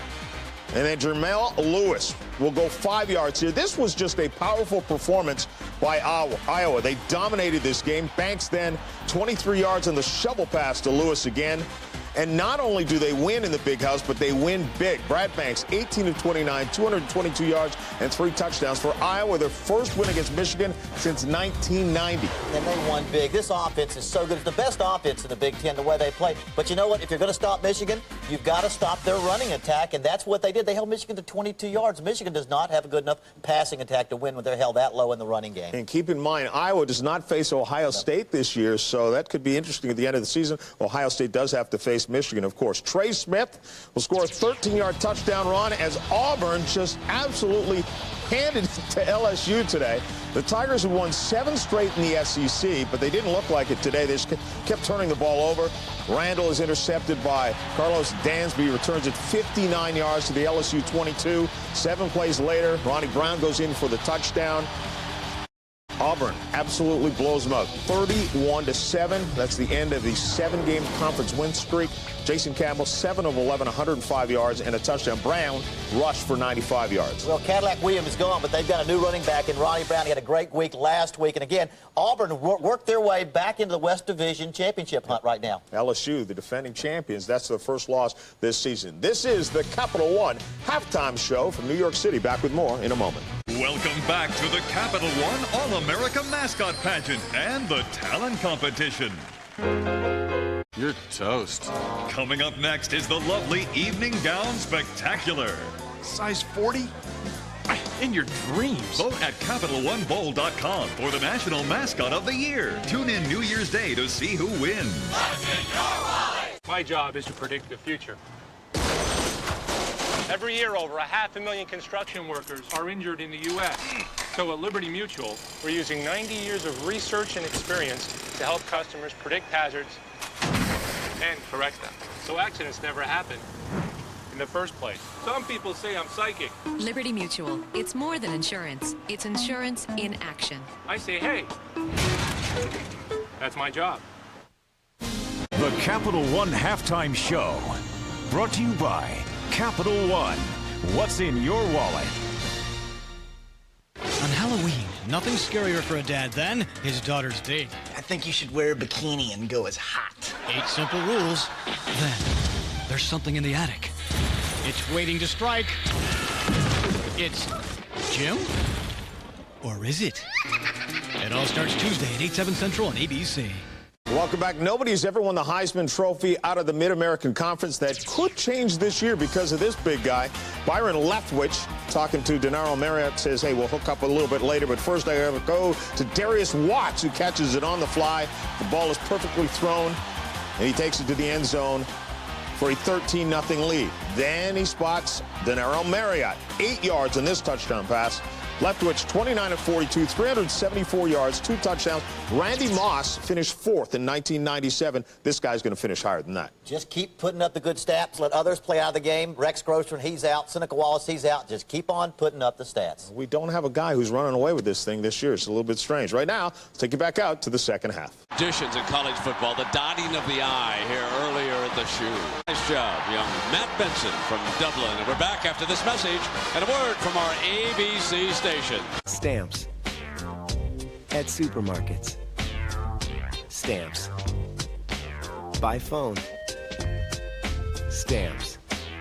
Online. Stamps. At ATMs. along with your local post office. Wherever you find this symbol, you'll find stamps. Conveniently located. Brought to you by the United States Postal Service. CTS. Breakthrough. ABC Wednesday, superstar Serena Williams is the new teacher, and juniors looking to make the score love all. Get lost. And Coach Dad gets some big league bobblehead advice. Does Max even like baseball? Well, he likes baking brownies in the shape of baseballs. Hey, that's how I started. George Lopez, After My Wife and Kids, ABC Fantasy Wednesday starts 8/7 Central. Meet candidate Tim Hagen. Says he wants to be governor. But what do others say about him? An unabashed liberal, Hagen opposes the death penalty. Hagen has become known as Tax Hike Tim. Hagen is untested. He has an impulsive streak that's not reassuring for a would-be chief executive officer. And what does Hagen say about himself? I'm in the twilight of a mediocre career. Tim, did you say governor of Ohio? Turning raw metal into pure gold isn't easy. Unless it's Chevy Truck Month with 0, 0, 0. 0% APR. 0 down payment. 0 payments on every new 02 and 03 Chevy truck in stock until 2003. Plus, right now, get $500 bonus cash. It's a new gold rush. Stake your claim. See your participating Tri-State Chevy dealer today. Supreme Court justices should be judges, not politicians. Politician Maureen O'Connor keeps running for office. O'Connor has not yet finished an elected term. O'Connor has run for 7 offices in 15 years, once quitting 3 months after an election. Judge Tim Black is an experienced judge, not a politician. Judge Black, highly rated for integrity, endorsed by police groups. Judge Black for Supreme Court. A hard-hitting Big Ten football game between unbeaten Ohio State and Penn State, still smarting from 2 tough losses. Let's go down below now to Jackaroo. Jack. Well, Maurice Clarett, Brett, as you know, is out of the competition, so how does that change your offensive scheme? You know, Lydell Ross and Maurice Hall are going to have to step up and do the job. That's what college football is all about. They're anxious to do that for their team. What did you tell them, Coach? Well, we've got to do things better. That we're playing hard, both sides of the ball.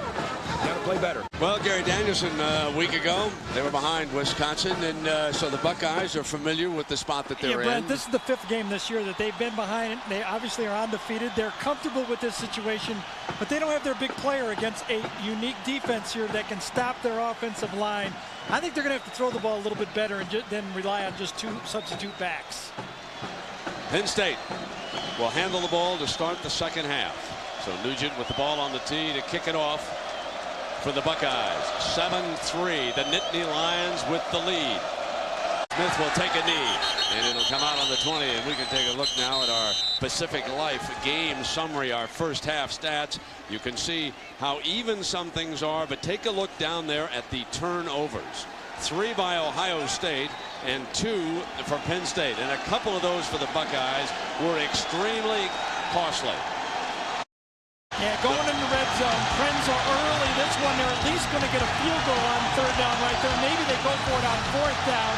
And then late in the game, they had an opportunity. This one is an oh, by the way, not a big deal into the half, but the first 2 were critical. 1st and 10 for the Nittany Lions, coming out now for the 20-yard line. Larry Johnson around the right side for no more than a yard on that play. He was hit by Donnie Nicky, the free safety, and a good one, number 25, coming up hard. Well, you know, we reminded so many times watching Nicky and Doss of how long they played here. Actually, Nicky has started more games than Michael Doss, the All-American. Donnie Nicky has 42 starts in his career. 9 plays, 80 yards, and a touchdown on their lone scoring drive, and you can see how they've been shut down on their other 4 possessions here. 2 teams came in high-flying offensively. Penn State averaging 41 points a game, and Ohio State 36 points a game. 2nd down now. Mills, a good runner, is smacked at the 15-yard line by the freshman linebacker from Centerville, Ohio, A.J. Hawk. Just think about that. All 3 backup linebackers for Ohio State are true freshmen. Remember, Jim Tressel had that great recruiting class. This was an option to the outside. See Michael Doss? He's going to take away the pitch that means Zach Mills can do nothing but eat that linebacker coming inside. Passing situation against Hawk and the Buckeye defense this time. 3rd down and 12. Smith moving around in that three-man front. Rolls to the left. Something at the 39. This time they had Gamble playing a safety spot. He reads the eyes of Mills, comes back in zone. He had an extra week to practice this time. He was able to come up, zone coverage, and look at that patience when he came out there. Now, that was a great return. Absolutely. Patience, the key word. Nugent on now for the extra point. A 40-yard return on the interception for a Buckeye touchdown. Nugent on the extra point. Ohio State leads it for the first time. 10-7. Timeout. Cadillac CTS. Breakthrough.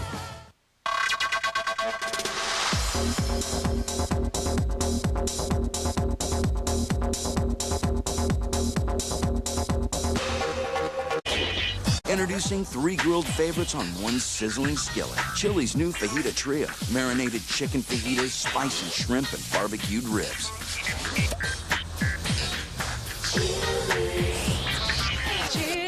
Chili's. Not too close. What do you think? I got that insurance? What insurance is that, Yogi? Aflac. The one you really need to have. If you don't have it, that's why you need it. Need what? Aflac. Well, if you get hurt and miss work, it won't hurt to miss work. And they give you cash, which is just as good as money. Aflac. Ask about it at work. Minnesota, Ohio State, or Wisconsin, Iowa. Next Saturday on ABC. With his first 2 interceptions, he ends rallies in the 4th quarter against Cincinnati and Wisconsin. Now he scores. You can see the number of plays he's been on the field. He's gone all the way, both ways, but he is yet to catch a pass. Yeah, this was no token start for Chris Campbell. They have made a move. He's their best athlete, and they are featuring him at a problem position, that other wide field cornerback. You go down to Oklahoma. They switched Woolfolk from wide receiver to corner. Now he's a full-time corner because they told him how much money he can make with his size. You've got to wonder if the same thing won't happen here for number 7, Chris Gamble from Sunrise, Florida, who's put the Buckeyes up for the first time. So takes a knee. Gary, take another look for us. One more time. This is a 3-man offensive line. Will Smith will put pressure on Zach Mills. Ohio State is in a deep zone. Remember, an extra week of practice, and watch Gamble sitting right there in the middle, comes back, reads the eyes, and this is what's beautiful. Great athletes glide and move and turn. We've got an injured Buckeye down on the far side, 23. One more look at it. Gamble from almost on the field right now. Catches it, weaves his way through traffic, and gets a touchdown. We believe that is Jason Bond. Number 91, he's a junior linebacker out of Worthington, Ohio, very nearby here. He was shaken up on the kickoff coverage. He'll come off now to a nice ovation. 100,000 plus on hand. You take a look at how many folks the Nittany Lions of Penn State play in front of this year. Here's the huge crowd at the Shoe. They've already been to the Big House up in Ann Arbor. They draw better than 100,000 for each of their home games. They're going to set a record for folks watching them play in one season. Over 1 million people will watch Penn State play football this year, live. Larry Johnson back in that tailback spot. Change the strength of the formation to the right. Now they come motion. They will run Larry Johnson to the weak side, and junior from Bowling Green, Kentucky brings him down. You just can't play it any better than Robert Reynolds does on this play. He not only makes the tackle, but just as he's coached, he takes on the blocker with his inside shoulder and then bounces off to make the tackle. Wonderful linebacker play by Reynolds. Now Gamble moves over to the field side of the defense. Tony Johnson, the brother of Larry, comes out on that side. 2nd down and 10. Mills looks back the other way to brother Larry. And he is smacked down at the 25-yard line. Tim Anderson and A.J. Hawk there defensively for the Bucs. Larry Johnson Robinson is the #2 receiver for Penn State this year, but most of them are on those screen passes. I think Penn State must get Michael Robinson in this football game and Bryant Johnson into this football game. Bryant is playing, but he's not having the ball thrown at him enough. Gerald Smith, the sophomore wide receiver from Maryland. He will be the third receiver, slotted to the right. But so far, Bryant Johnson has been real quiet. 1 catch for 6 yards. He's down to the left. Fox man's up on him. Here's third down now for the Nittany Lions. And this time it is complete and out of bounds for a first down at the 41. It was Gerald Smith who came across the formation. First down, Nittany Lions, 17 yards. Got a couple of comeback teams here playing against each other. Zach Mills has shown last year with 5 comeback wins. Every game Penn State won last year was a come-from-behinder with Zach Mills doing it. And you got Ohio State has come from behind this year. Zach Mills is totally comfortable in this situation. Mills in the gun. Fullback and a tailback on either side. Throws in underneath now to Larry Johnson. Daylight across midfield to the 40 and out of bounds at the 39-yard line for a first down. We're at the bottom of the hour here in Columbus, Ohio. Penn State and unbeaten Ohio State. And the key play of the game to go. Gamble, who has played every snap as a wide receiver, with this interception and a 40-yard return for the Buckeyes' lone touchdown, and it has put them ahead now 10-7 here in the third quarter. But the Lions are back driving, and you see the Lions leaders here. The handoff to Johnson. He slips the first man, but not the second. And was that Michael Doss? Yes, it was. The hard-hitting safety who leads the Buckeyes in tackles comes up and makes his first solo of this game. A week ago, he had 8 solo against Wisconsin. I'll tell you, this guy is the guy that makes the defense go. Came back for his senior year. This year as a senior, he's not only making tackles, but he's the brains behind this secondary. And when you've got a young player like Chris Gamble in there, they depend on Michael Doss to straighten out that defense. And he's the one who's responsible for stopping a fellow by the name of Larry Johnson. #5. In the gun is Mills again. Got Johnson into a pass formation, rolls to the left. I think I saw a penalty flag. Throws hard back, deflected, intercepted. Picked off at the 26-yard line. It was intercepted by Donnie Nicky on the deflection. Now, if this is holding against offense, it'll be Buckeye ball. I think it is. I think the penalty is against Penn State. This one was a bad decision by Zach Mills. He should have just thrown this ball away. The officials are conferring Buckeye football. Wait a minute, hold on. There was a second penalty. Offsetting, a roughing of the passer, and the 2 flags on the play give the Nittany Lions a big break in this game. First of all, there was holding inside that was called early. You see the umpire make the throw. Then after the ball is let loose, I think it was number 56, Darian Scott, hit Zach Mills after he let the ball go. Let's see if this happens. Boy, oh boy, that's a tough one. That's a tough call to make. Defensive end runs 40 yards across field to hit a running quarterback. Remember, Zach Mills put over 100 yards on this team last year running the ball, and you get a roughing the passer. Joe's had some tough calls go against him. As all coaches know, eventually you get one that goes your way. That's the way it is. It evens out in football. Most football men will tell you. Second down now. Center is Zach Mills for the straight eye. Here comes Larry Johnson on a cutback. Powerful runner he is to the 36-yard line. So the Big Ten today, and we've had some big developments around the conference. None bigger than what Iowa did, 34-9 at Ann Arbor. Purdue scored early and often on Northwestern. They win in a breeze. And Illinois starting to come back, playing better here in the second half of the season. Then tonight, Wisconsin, Michigan State. Jeff Smoker's been suspended from the Spartans. And Gary, who steps in there for the Spartans?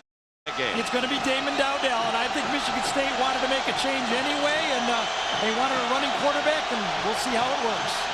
Third down here for the Nittany Lions. Slot is over to the right now. Buckeyes rush only 3. Send rest in coverage, and it is knocked away by Fox. Coverage by number 37, who had a brother who was a Nittany Lion once. Yeah, you know, and this is just not your normal boundary quarterback right here. Dustin Fox is not only physical, but he runs well too. Now watch him come across, gets his hand on the ball, and that's his second big breakup in the game. The other one resulted in an interception. So Royer trots onto the field to punt, and guess who's back deep to return it? The hero, as far as Ohio State is concerned, number 7. Ohio State's doing defense safe right here. This is an area where you might get a fake.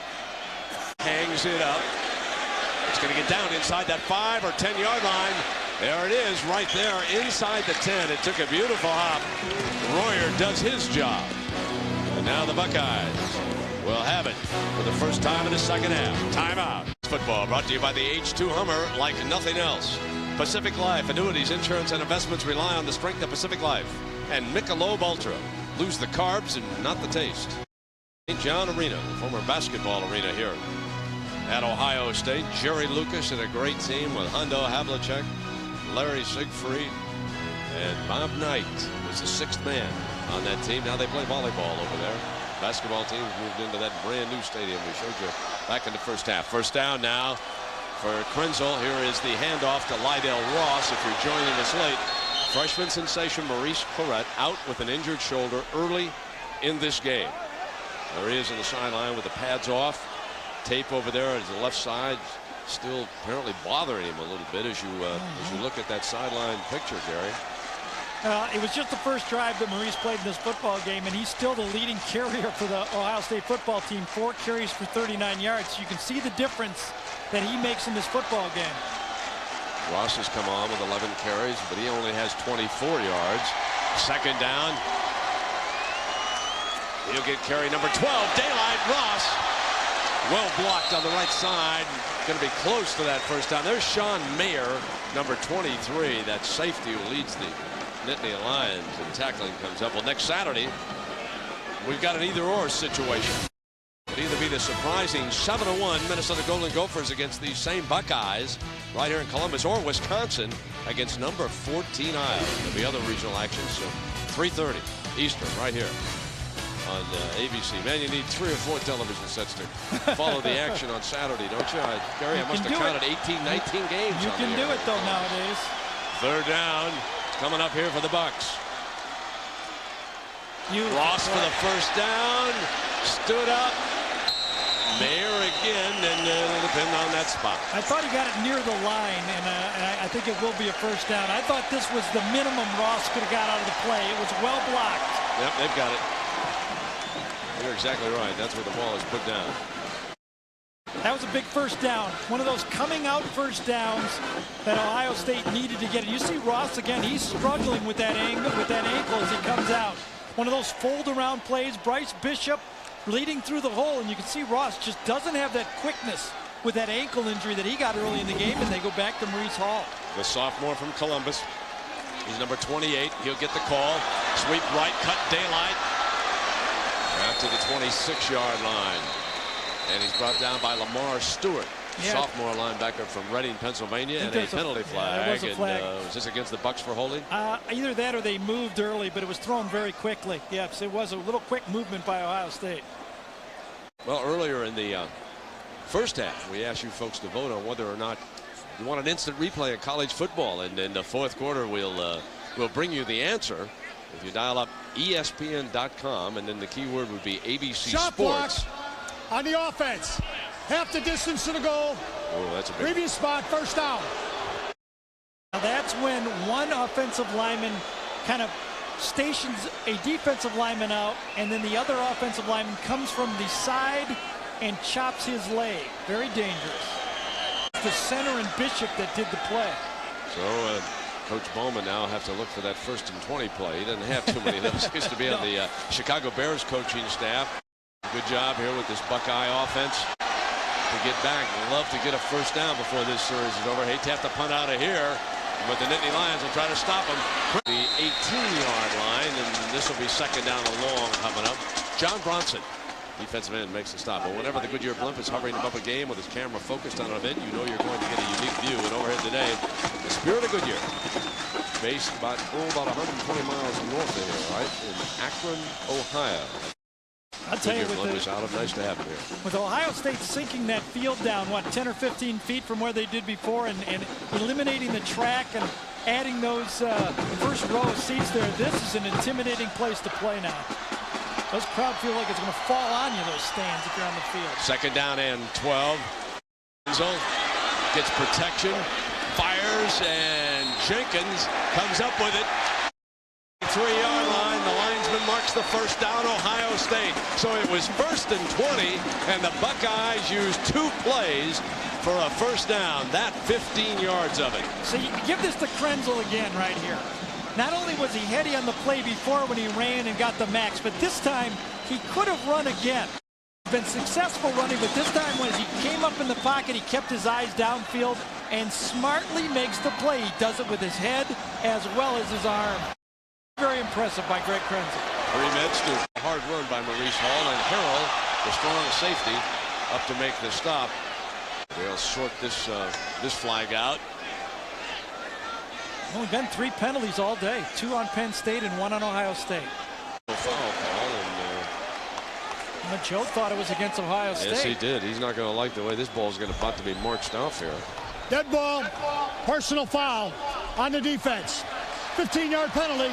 No, he's furious with he wants a side judge, wants an explanation. He's got it. And that takes the ball all the way to midfield.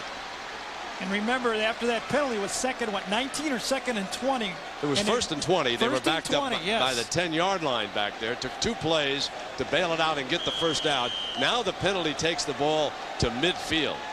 And no matter what happens, Ohio State will be able to at least punt the ball down inside the 20-yard line after this. So this is a brilliant drive for Ohio State. Jenkins is off to the left. Gardner's the corner on him. Here's the end around. Here comes Gamble. He scored on this play once this year, but not this time. The Nittany Lions, well coached, and they jump it with Lamar Stewart, the outside linebacker from Reading, Pennsylvania. He read it, sniffed it out, and went for the stop. You know, and you got to get to Gamble quick. We all know that. I mean, Gamble, when he gets his motor going and gets in the open field, he can make any play go the distance. Came out of his shoe. You know, I really like that replay in the Affleck question about Charles Woodson, because I think Michigan rode Woodson, obviously a special player to that national championship. When you got a guy this good, you have to keep him on the field, because they've taken a weakness at corner and make it a strength now on that defense. And they've left him out there, haven't they? Yes, today? Second down now for Krenzel. Play fake. He's got a wide open middle.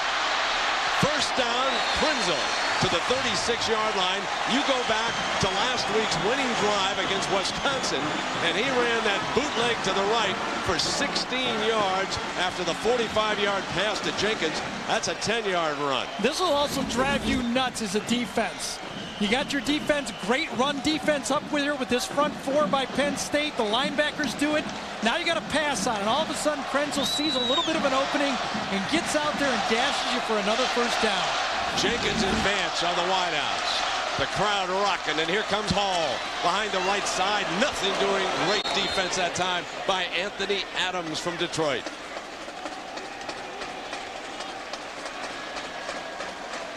You know, it is very difficult to run the ball against Penn State defense. Michigan ran the ball 35 times for 97 yards. Wisconsin, who runs the ball so well, 92 yards. They had some sacks there, but you know, Anthony Davis, 11 attempts for only 46 yards against Penn State. So you see why Ohio State has been varying their plays, not just the I formation. Lydell Ross is back off the bench, and he checks in now with the clock coming down inside of 10. So here's number 30 back on the field. Ross, 34 yards on the day. Second down, short drop. Krenzel's got a man wide open, and he's got him. It was a little bit high, but Jenkins made the catch, and he's out at the 26-yard line. Best catch of the day, Brent. I'll tell you why. That ball got on him before he was ready, and he turned around and hit a fastball really quick. Well, tomorrow we got a great day of golf. Tees off with final round coverage of the Buick Challenge at 3 Eastern. Then at 5 Eastern, you get an inside look at Tiger Woods and the rest of the PGA Tour's top 30 money winners. They get ready for the PGA Tour's End of the Season Classic Road to the Tour Championship tomorrow right here on ABC. First down and 10 for the Buckeyes. They've driven now to the 26-yard line. Krenzel starts the fullback over to the left. He'll run Ross behind him. Picks his way to the 23-yard line, and Mayer again makes the stop. Boy, Sean Meyer's got a lot of tackles. Yeah, he really has. He's been their leading tackler all year for them. Had 15 against Michigan. He's been the guy. But, you know, let's go back to that last play, Brent. Looked like an easy play, pitch and catch to Jenkins. Let's go back as he turns around. Watch how this ball closes on him. Boom! Snaps that ball up. It's quick, and it was a little bit high on the play. Brilliant catch by Jenkins. Ryan Hamby, the freshman tight end from Cincinnati, checks into the lineup. So it's double tight. 2 wides. Draw play. Ross cuts left to the hole. Nice read by Ross. And he is to the 17-yard line. And this is a very impressive drive by the Buckeyes. And remember, Ohio State is doing this, running the ball without their best offensive lineman. But this guy right here, Bishop, is having a monster day. Whether he pulls around or just goes man-to-man, he's up against Jimmy Kennedy. And look at him handle him at the line of scrimmage. He's having a monster day in guard. Credit this drive to the offensive line. The Bucks have run 10 times in 12 snaps on this drive. 3rd down.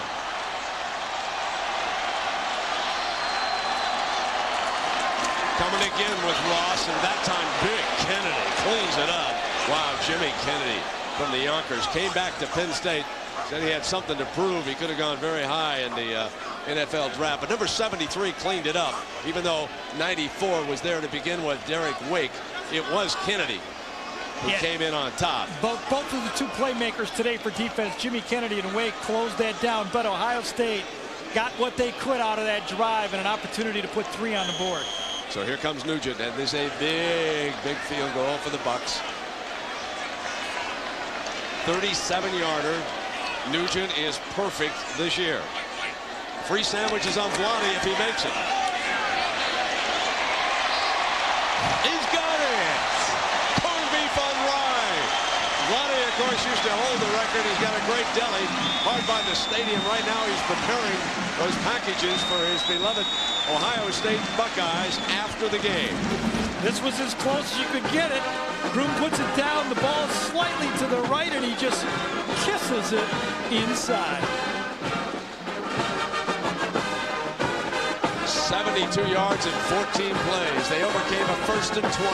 Timeout. It's 13-7 Buckeyes.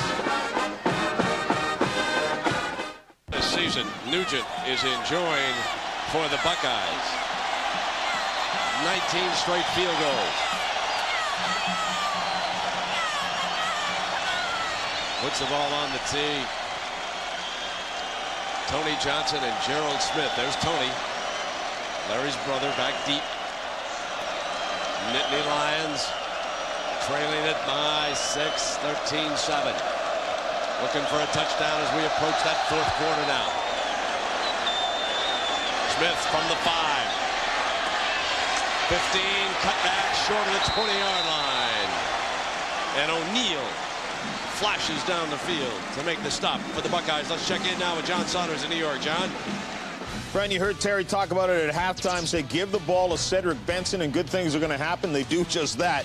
He's a power guy, but he has breakaway speed as well. 59 yards for the touchdown as Texas tries to avoid their 2nd loss of the season. Right now, they have the lead over Iowa State at 14-10. All right, John. Big one down in Norman next week. We'll be there for Colorado, Oklahoma in the Big 12. Play fake by Mills. He's got his time, but can't find an open receiver. Shakes a tackle, throws it dangerous, loose, incomplete pass at the 20-yard line. Very dangerous attempt by Mills as he was going down to save the loss of yardage. Matt Wilhelm ran right through that 2-handed chest pass, or he had a huge interception.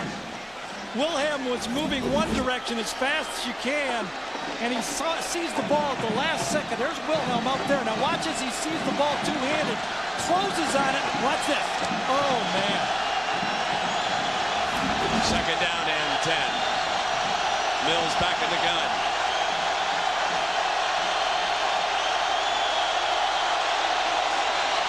Inside handoff. Johnson stuffed near the line of scrimmage. David Thompson. As It's been a great day of college football and more tonight. ESPN has one of the great rivalries of the SEC. The Alabama Crimson Tide rolling to Knoxville to take on Kelly Washington and the Tennessee Volunteers. College Football Saturday presented by the U.S. Postal Service tonight at 7:45 Eastern on ESPN. Brent, why can't Penn State get the ball to Brian Johnson? He had over 100 yards against Nebraska, against Michigan. Why don't they throw the ball to 24? 24 being defended by Gamble. He's off to the left side now. Third down. Will they look in his direction? Bills comes back right underneath, almost intercepted. Doss was there, deflects it. He and Fox were right on top of it. And a little bit of a miscommunication on that pass play. Tony Johnson broke off his route or something. This was almost a disaster. The third quarter comes to an end. One huge play for the Buckeyes.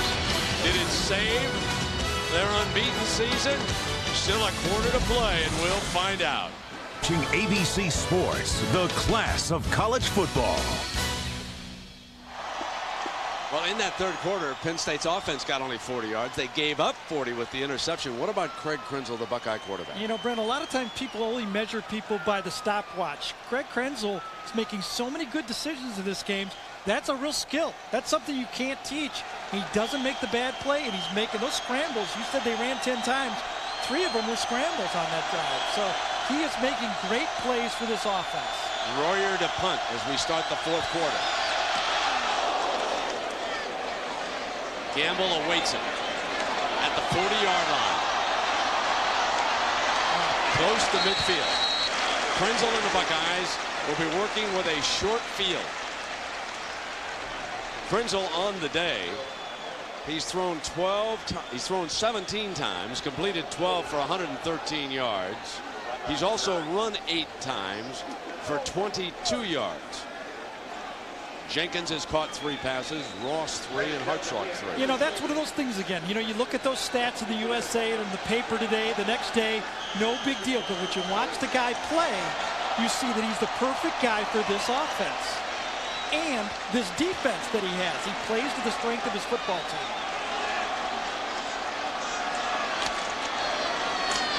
They run with Maurice Hall on the first play for a couple of yards. Let's check in on how Georgia's doing. And here's John Saunders. Right, Georgia having to fight their way back down to Kentucky most of this game. David Green, though, 41 yards for Terrence Edwards. For Edwards, his second touchdown catch of the day. Green has thrown for 3. Georgia's back on top by 4, 28-24 in the third. Brent. All right, John. And here it's 13-7.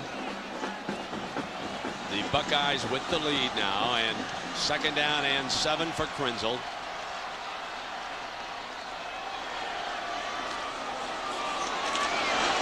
Called short of the 45-yard line. Let's go back a couple of plays ago and look at this sideline over here as Paterno is furious. He's yelling at an official again, and I don't know if he's telling him that that's what one of the corners is doing, but again, Joe's frustrations is flowing to the officials in this football game. A little crotchety, isn't he? Well, he's not allowed to put your hands on the officials when I played, I'll tell you that. Third down and 6. Here's Krenzel from the 47-yard line. Got a blitz coming from Penn State. Fires dangerous pass, incomplete, and it is fourth down. He got away with that one. Mayer was there, that senior from Hillsborough, New Jersey. Misread it, thought he had a zone cut. Tight end was stopped right there. Hamby was stopped. He thought he had a zone pass, did not read the blitz this time, and Mayer could have just taken this one and gone all the way. Look at that, a half a step from a big turnover. Well, Bryant Johnson hasn't caught but 1 pass, but he's back to see what he can do on this punt. Might as well.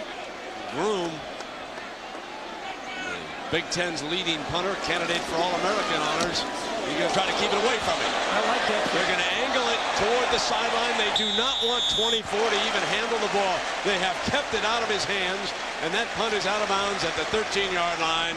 Another fine job by Groom. Well-placed 33-yard punt. Timeout.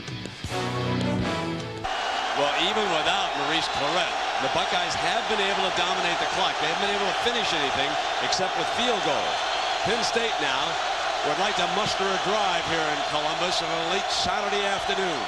Here's the toss play to Larry Johnson, and he is stuffed. Our Pacific Life game summary, and we had some critical turnovers in this particular game. First, it was Krenzel on the Buckeyes' opening drive, fumbling it away. And then, after that, Gary, Vance fumbled, but the biggest one was the next one. It really was. Vance gets one that kept them from scoring, but right at the start of the second half, Ohio State has controlled the clock, but they have not been able to put it in the end zone, so they do it with defense and a great athlete on defense. Michael Robinson is in the game. He's standing there in the shotgun to take the snap, and they put Mills out. Robinson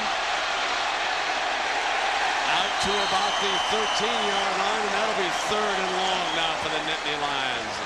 We check in with Jack Arute. Well, Brent, maybe the question people want to know is how did Chris Gamble end up on defense? Well, quite simply, a little bit of a drill, position drills that take place in spring ball and fall ball. Coach Tressel decided he'd flip-flop the positions and let the defense play the offensive side and vice versa.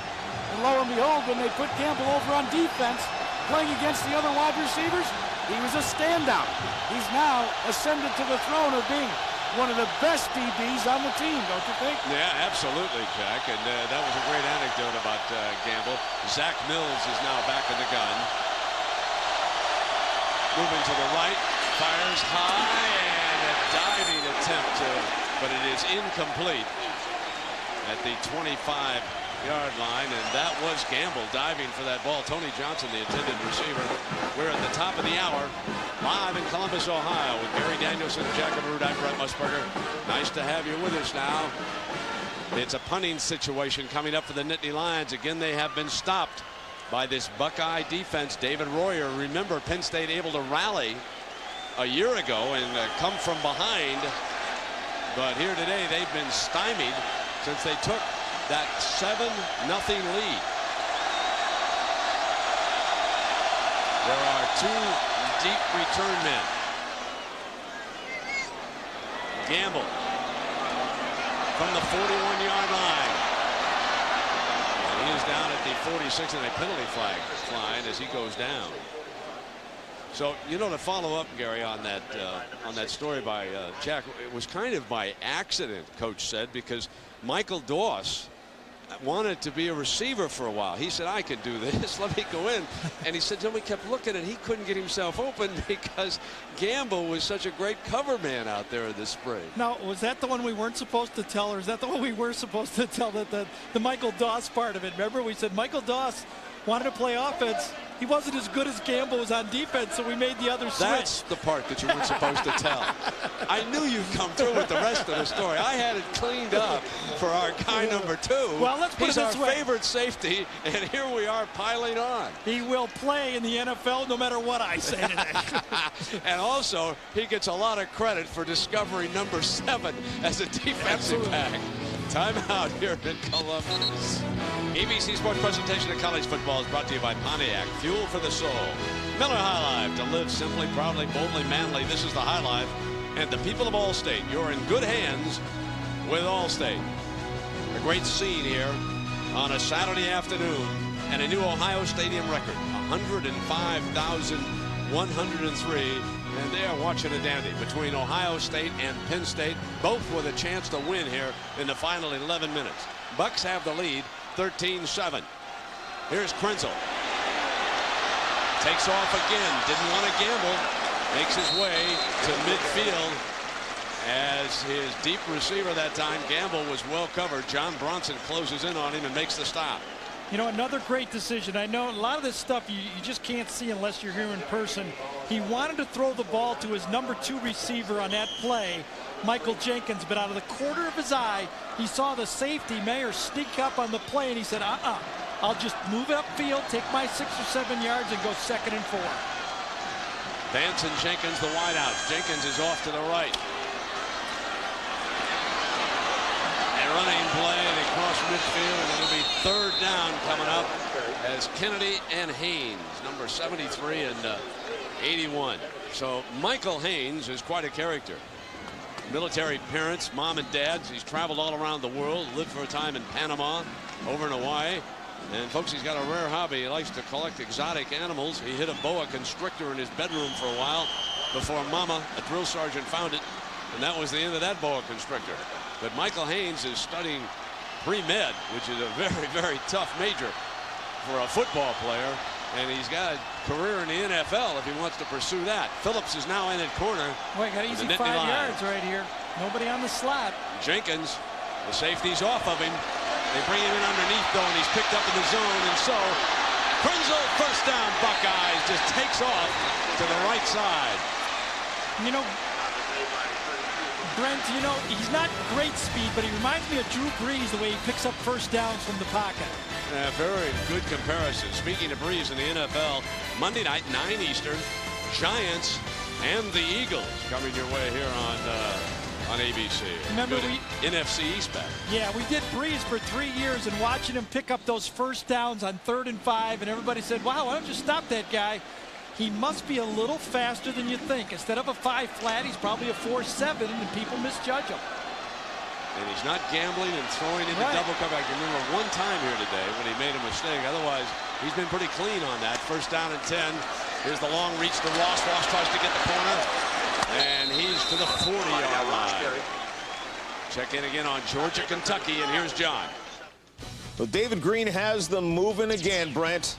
This time looking for who else but Terrence Edwards. His 3rd touchdown reception of the day. David Green has thrown for 4. This one covers 12 yards. And now Terrence Edwards has caught more passes than anyone ever in a Georgia uniform. 35-24. All right, John, and here it is 13-7. Ohio State with the lead and 8:47 remaining in the ball game. The slot is over to the left for the Buckeyes. Krenzel's looking in that direction. Bad pass intercepted at the 35-yard line by Sean Mayer.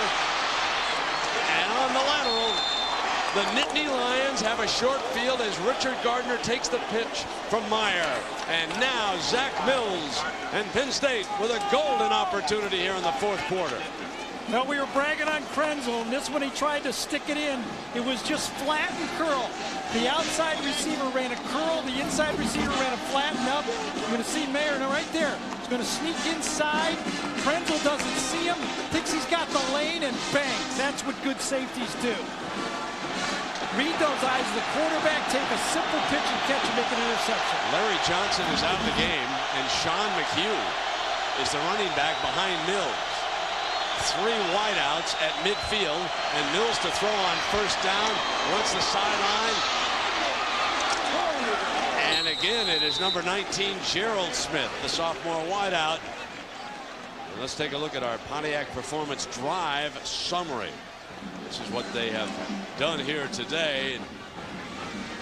Started off the game with that early interception, and then after the turnover by Ohio State, they had that drive, that long drive. Since then, it hasn't been much. 4 plays, 7 plays was the most so far after their touchdown drive. Larry Johnson in the game now behind McHugh. 2nd down and short. Option look with Mills. Mills tosses. Johnson stumbles for the first down for the Nittany Lions to the 37-yard line. That's a big play by Matt Wilhelm that time.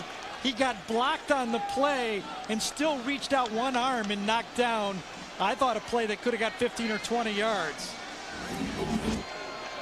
Middle linebacker right there. He's going to make the play. Option play to the outside. Comes over, he gets blocked inside by McHugh, and then reaches out with one arm to knock down Larry Johnson. 7:30 left in the 4th quarter. Lions are down by 6. Option look again. Here's Johnson. And he is out of bounds at the 36-yard line. Dustin Fox, the corner, was over there. Time permitting, the Thrifty Carmelo postgame report will be coming up from New York. We'll have Terry Bowden alongside John Saunders. And it looks like we're going to have some time for scores and highlights, too, the way this one's moving along. Boy, think about it if you're a Buckeye fan right now. 6-point lead in this football game. Zach Mills, who's brought back so many comeback wins.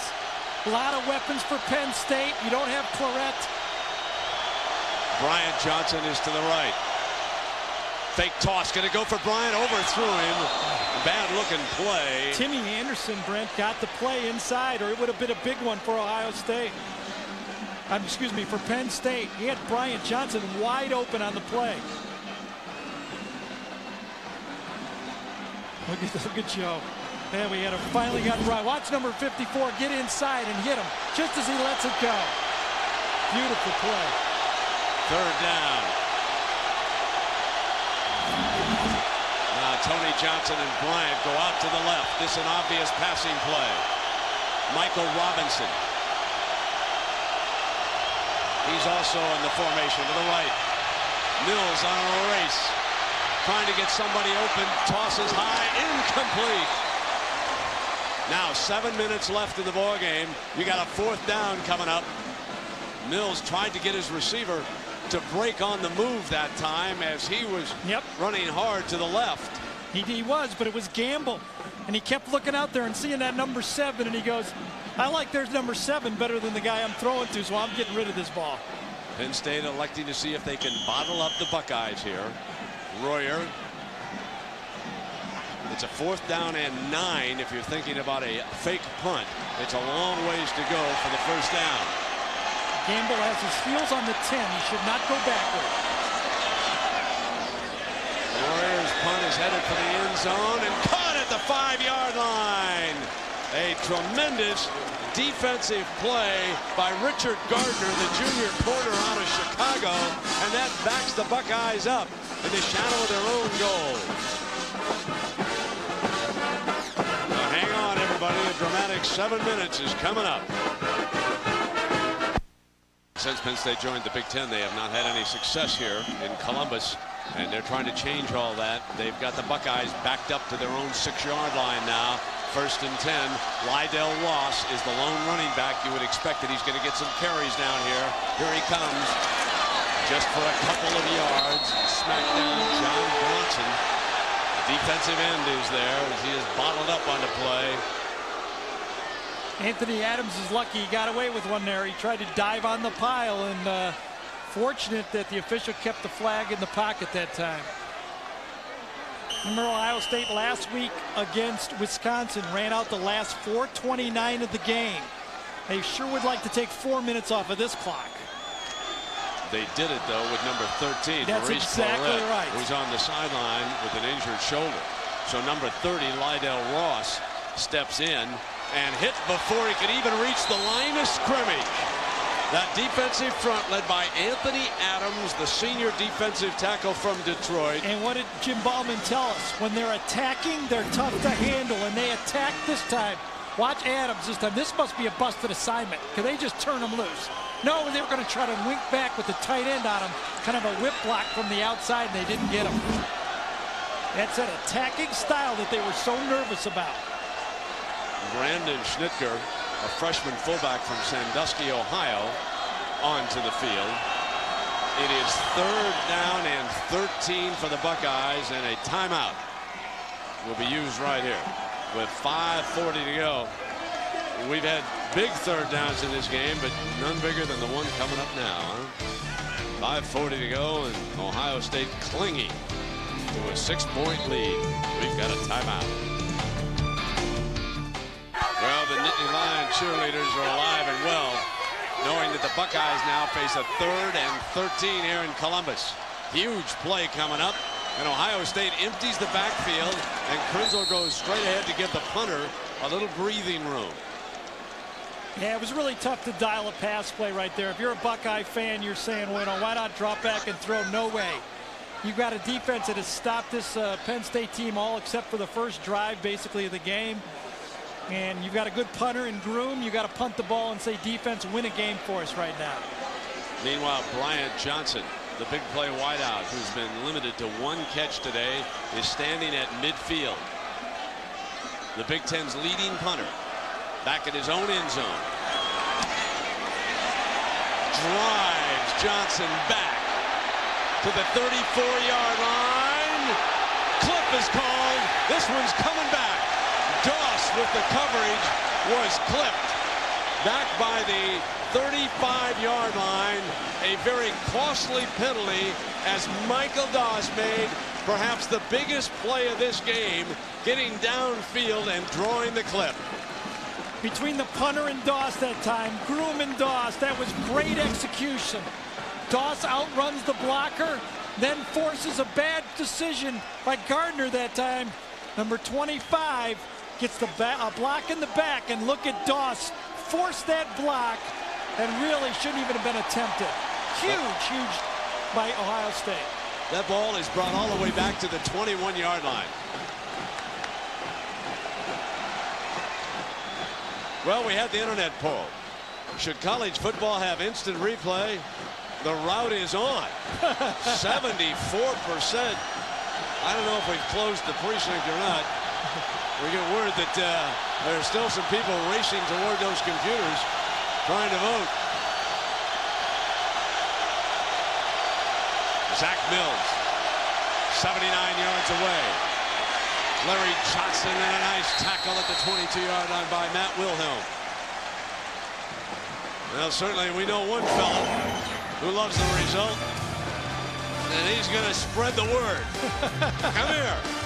Come here, Mr. Referee. Mr. Honig, did you know how the fans voted? We're bringing a camera down here next time or something like that. Man, have you ever seen a guy 70-some years old race like that? Second down and 9. Joe Pa's not worried about the officials or anything else right now. Second down and 9. Mills deflected, and it could have been picked off by Gamble. He cut in front of Tony Johnson. We check in with New York. Right, Texas trying to pull away from Iowa State, doing it on the ground here. Selden Young from just a couple yards out. Now 21-10, Texas has the lead. And you said the route is on in the poll. The route is on in the Pac-10 as well. USC 41, Oregon 19. Carson Palmer, 5 touchdown passes. Carson Palmer having a fine senior season. Norm Chow has been just what he needed. Third down and 9. Zach Mills needs 9 in this third down play. Over the middle, high, incomplete. It is fourth down with 4 minutes to go, and Gary, looks like the punting unit is coming on the field again. Remember the play before third down. Watch Gamble again. What great instincts. I don't know why Penn State likes this matchup. Tony Johnson against Gamble. That's a mismatch. They should be going to the other side of the field with Bryant Johnson, where they have a much better chance of picking up a play. Gamble should quit worrying about that wide receiver stuff, yes, folks. That's a big-time corner over there with size who can move. Back deep now to return a punt. But can the Buckeyes do anything with 4 minutes to go? They haven't been able to move the ball. Nittany Lions looking for the one last chance. Gamble's got it now at the 26-yard line and brings it on over to the left-hand side. Cuts back. Gamble will go down at the 42-yard line with 3:49. Well, next Saturday right here in the Midwest, we've got either the surprising 7-1 Minnesota Golden Gophers against these Ohio State Buckeyes or Wisconsin against Iowa. And our other regional game, the Big 12, as I mentioned earlier, will be Colorado at Oklahoma down in Norman. That'll be the Big 12 game. So lots of snaps. I can tell you as a quarterback right now, I know what Jim Tressel, Jim Bowman is telling those guys. 2 first downs and we can put this thing away. Come on, offensive line, you've had a good start on this thing. Now finish it off. We don't have our great tailback, but let's block them. Penn State with all 3 timeouts remaining. Ball is at the 42-yard line. Ross and he's hit in the backfield, and Kennedy and friends are coming on now. They're impressive, aren't they? Oh, they are. Best defensive line we've seen this year by far. Yep. Kennedy and Adams. I'll tell you, Adams is no poor second either. He's a good football player too. Now Penn State uses its first timeout. They'll stop the clock at 3:41. Well, the player of this game certainly has been number 7, Chris Gamble. He has done it offensively and defensively, and he has also returned punts as he brings this one back. Now the biggest play of the game at the 40-yard line. Early in the second half, he takes it back for Ohio State's lone touchdown. He even tried him on an end around. Picked up about 3 yards before he was thrown out of bounds, and he deflected that pass for Tony Johnson moments ago. You know what I think about college football? There are a few difference makers on the field. Some guys that really are good enough to play at the next level. You must feature those guys, and Ohio State is featuring Chris Campbell. Young man is out of the state of Florida. Bobby Bowden could have used him down there today. How about Coach Zook over in Gainesville? And folks, when you think about stories in college football, how about the demise of Florida State and Florida in the same year? Think about that one for a moment. Jackaroot Gamble is something, huh? Indeed, and he wants to pattern himself after an old Florida State standout by the name of Neon Deion Sanders. I joked to him, I says, well, you don't have the jewelry yet. He said, I will someday. Second down at 11. Oh, my. The tackle broke over there on that right-hand side. And that's going to cost them 5 yards. They backed up. 5-yard penalty. Still second down. Well, tomorrow the competitive figure skating season begins. Michelle Kwan, the rising star, Jenny Kirk at the field for the USA. Smart Ones Skate America tomorrow, 1 Eastern, 3 Pacific, right here on ABC Sports Championship Television. That was Ivan Douglas there, and that was forced by Jimmy Kennedy. No, that was Michelle Kwan. Oh, that's Michelle Kwan spinning. Well, they're kind of the same body type, you know. I mean. Oh, yeah. Ivan Douglas had to move a bit to try to anticipate that charge from Jimmy Kennedy, and he beat the snap count. Nice second down and 16. Clock critical now for the Nittany Lions. They want that one last chance. He fires it now to Gamble, and Gamble is hit right away. And you know who's in on that one. Sean Mayer, number 23. He has now 12 tackles, 2 interceptions, and 1 fumble recovery. He's been the leading tackler on 6 out of the 7 games Penn State has played this year, and it looked like he's going to do it 7 for 8. So Penn State uses its second timeout. They'll have 1 remaining. Let's take a look at our 2 quarterbacks here, Gary. I don't think either one of them have had a statistically great game, but I think Krenzel gets to check, in my mind, this game for the mental decisions he's made with his feet. Zach Mills, though, still has 3 minutes to steal it.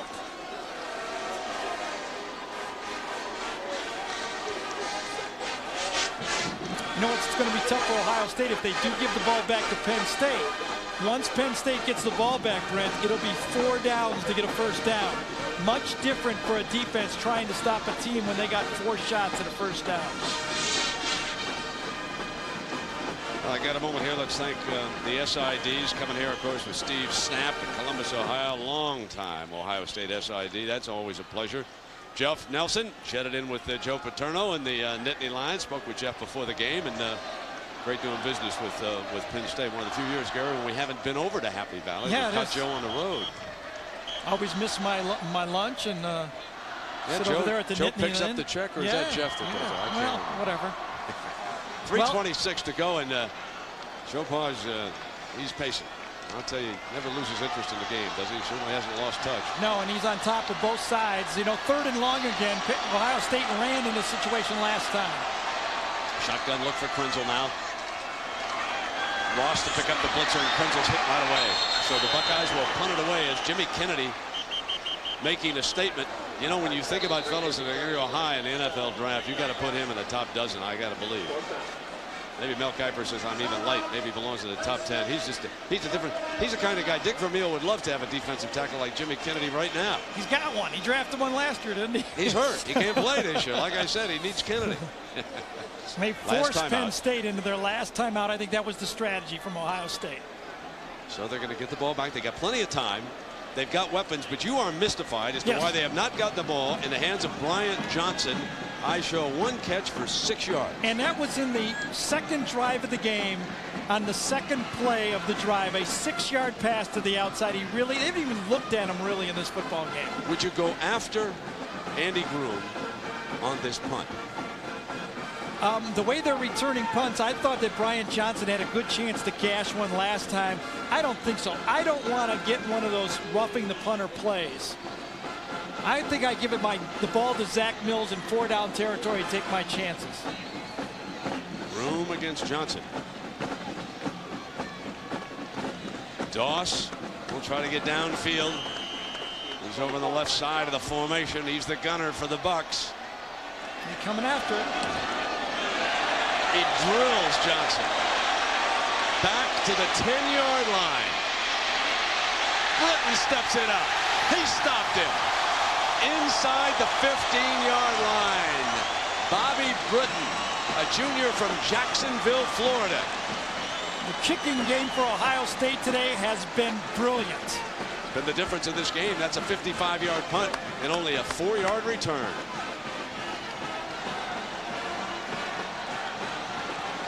Well, Penn State scored their first series of the game, right? The first series they had interception. Then they scored. Right.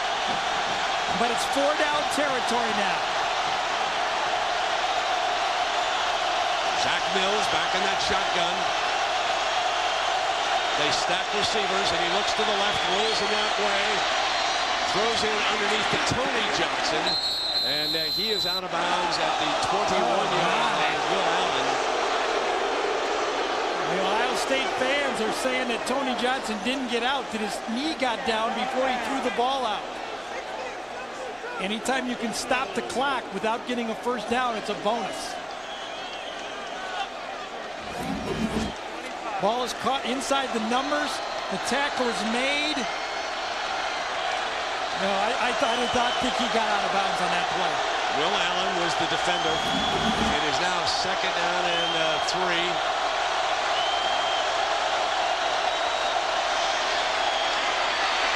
Nobody open, and he's sacked at the 10-yard line. Hanging on is Kenny Peterson, the senior from Canton, Ohio.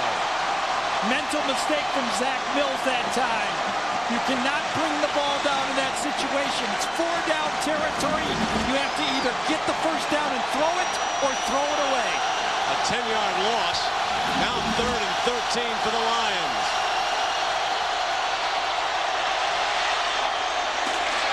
Tony Johnson is short of the first down. Out of bounds. He stops the clock at the 19-yard line. They're going to need to go to the 25. They're going to need about 6 yards on 4th down. Brett, watch Dustin Fox. Beautiful zone coverage to the outside.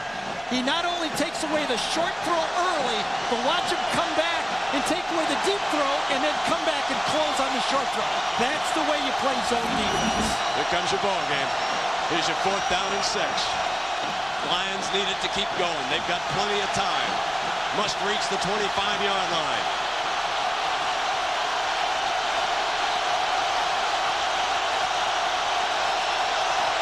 Short drop. Fire for it. Incomplete. Ohio State takes over. Boy, that should have been interference on Chris Gamble. Chris Gamble grabbed Brian Johnson on that play. I'm shocked that that is an interference, and Penn State's bench erupted on the other side. Watch Gamble. I think he loses his balance on the play. Comes across and grabs Johnson on the play, throws him off balance, and that's a break for Ohio State. That's more than a break. That should be the ball game. There are no timeouts for Penn State. We got 2:13. Ohio State takes over in the red zone, and they got a chance now just to keep it going. And Joe Paterno might get yet another foot race. Here it is right here. First time they've thrown to Brian Johnson almost since the first quarter. Gamble sees the slant, closes too soon, grabs Brian Johnson, and that is an obvious pass interference call. And the Buckeyes say thank you very much. Krenzel. Straight ahead. Keep your cameras on Joe Paterno.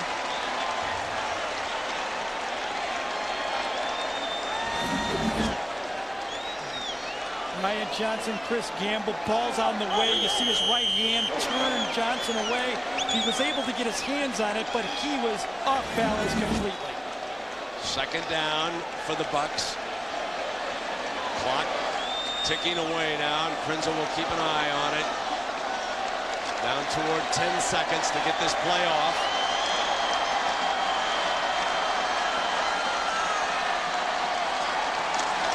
Krenzel just keeping the ball in his hands to the 15-yard line. Jimmy Tressel and the Ohio State Buckeyes on the verge of staying unbeaten. A little surprised Ohio State isn't running those sneaks to the left to center up that ball for a field goal. Not sure that you want to kick here and risk a blocked field goal, Gary. That's a tough decision. You got the best, the hottest kicker in football. Prinzel comes on over to the sideline here. The clock is still running now. So as soon as we're finished, you're going to be watching the end of the Texas-Iowa State game. He'll kill the clock here with 45 seconds and come on over. And they will talk about how they want to manage it. And while we've got an opportunity, we'll have our Chevrolet players of the game. As you see young Maurice Clarett, the freshman down there. Sean Mayer, who just played a devastating game, as they say. He was unbelievable. As good a safety as we've seen this year. And of course, Chris Gamble got away with one here a few moments ago, but he had the biggest play of the game as far as Ohio State is concerned when he made the interception and dashed in from 40 yards out. And in recognition of that, Chevrolet makes a $1,000 contribution. Deach University's General Scholarship Fund. That play was 3rd and long, and Zach Mills has made a few mental mistakes in this game, and that was one that he should never have thrown. Now, Brent, look at the scoreboard here. What is it, 45 seconds? If you run the play is going to take about 6 or 7 seconds. Before they start the 25-second clock, it's going to take you 5 or 6 seconds. So it's going to come down under 10 seconds before they have to snap 4th down. And I'm sure they're discussing just what you said, where they want the ball, if they want Nugent to attempt a field goal. Remember now, the difference is only 6 in this game. I think I'm going to your side here. I don't think they even try it because remember against Wisconsin last week, they ran out the clock with a quarterback sweep. So I think they can do that on 4th down. Yep, they're going to try it there on he 3rd comes, and 4th running down. wide, staying inbounds, and take your time. Kennedy gets there first, and now the clock will continue to run here. They haven't spotted the clock yet. 25-second clock hasn't started. We'll put it in, and game is over. There it is. Ohio State stays unbeaten. Joe Paterno coming across the field to shake Jimmy Tressel's hands.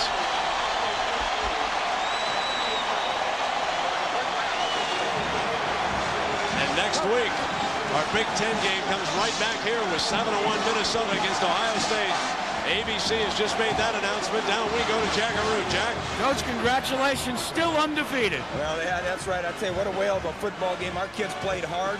Penn State's kids played hard. It's what college football is all about, and awfully proud of our guys, awfully proud of our coaching staff, real proud of this crowd because they got after it. Coach, you always talk about the fact that a team that comes back from adversity is a difficult team to play. Well, that's right. You know, I think we're a tough team. We haven't had a cakewalk here in 2002. Our guys have fought for everything they've gotten, and we're awfully proud of them. Congratulations, Coach. Thank you. All right, Jack, thank you very much. You and Gary Danielson, great being with you here in Columbus. And the post-game prayer going on. We've seen a great ball game here. Ohio State wins it 13-7. Now let's go to John Saunders. So long, everybody. Brent, they do it the way they've done so many this year, hanging in a close game, pulling it out. Now 9-0. Bonus coverage now. Texas has a lead.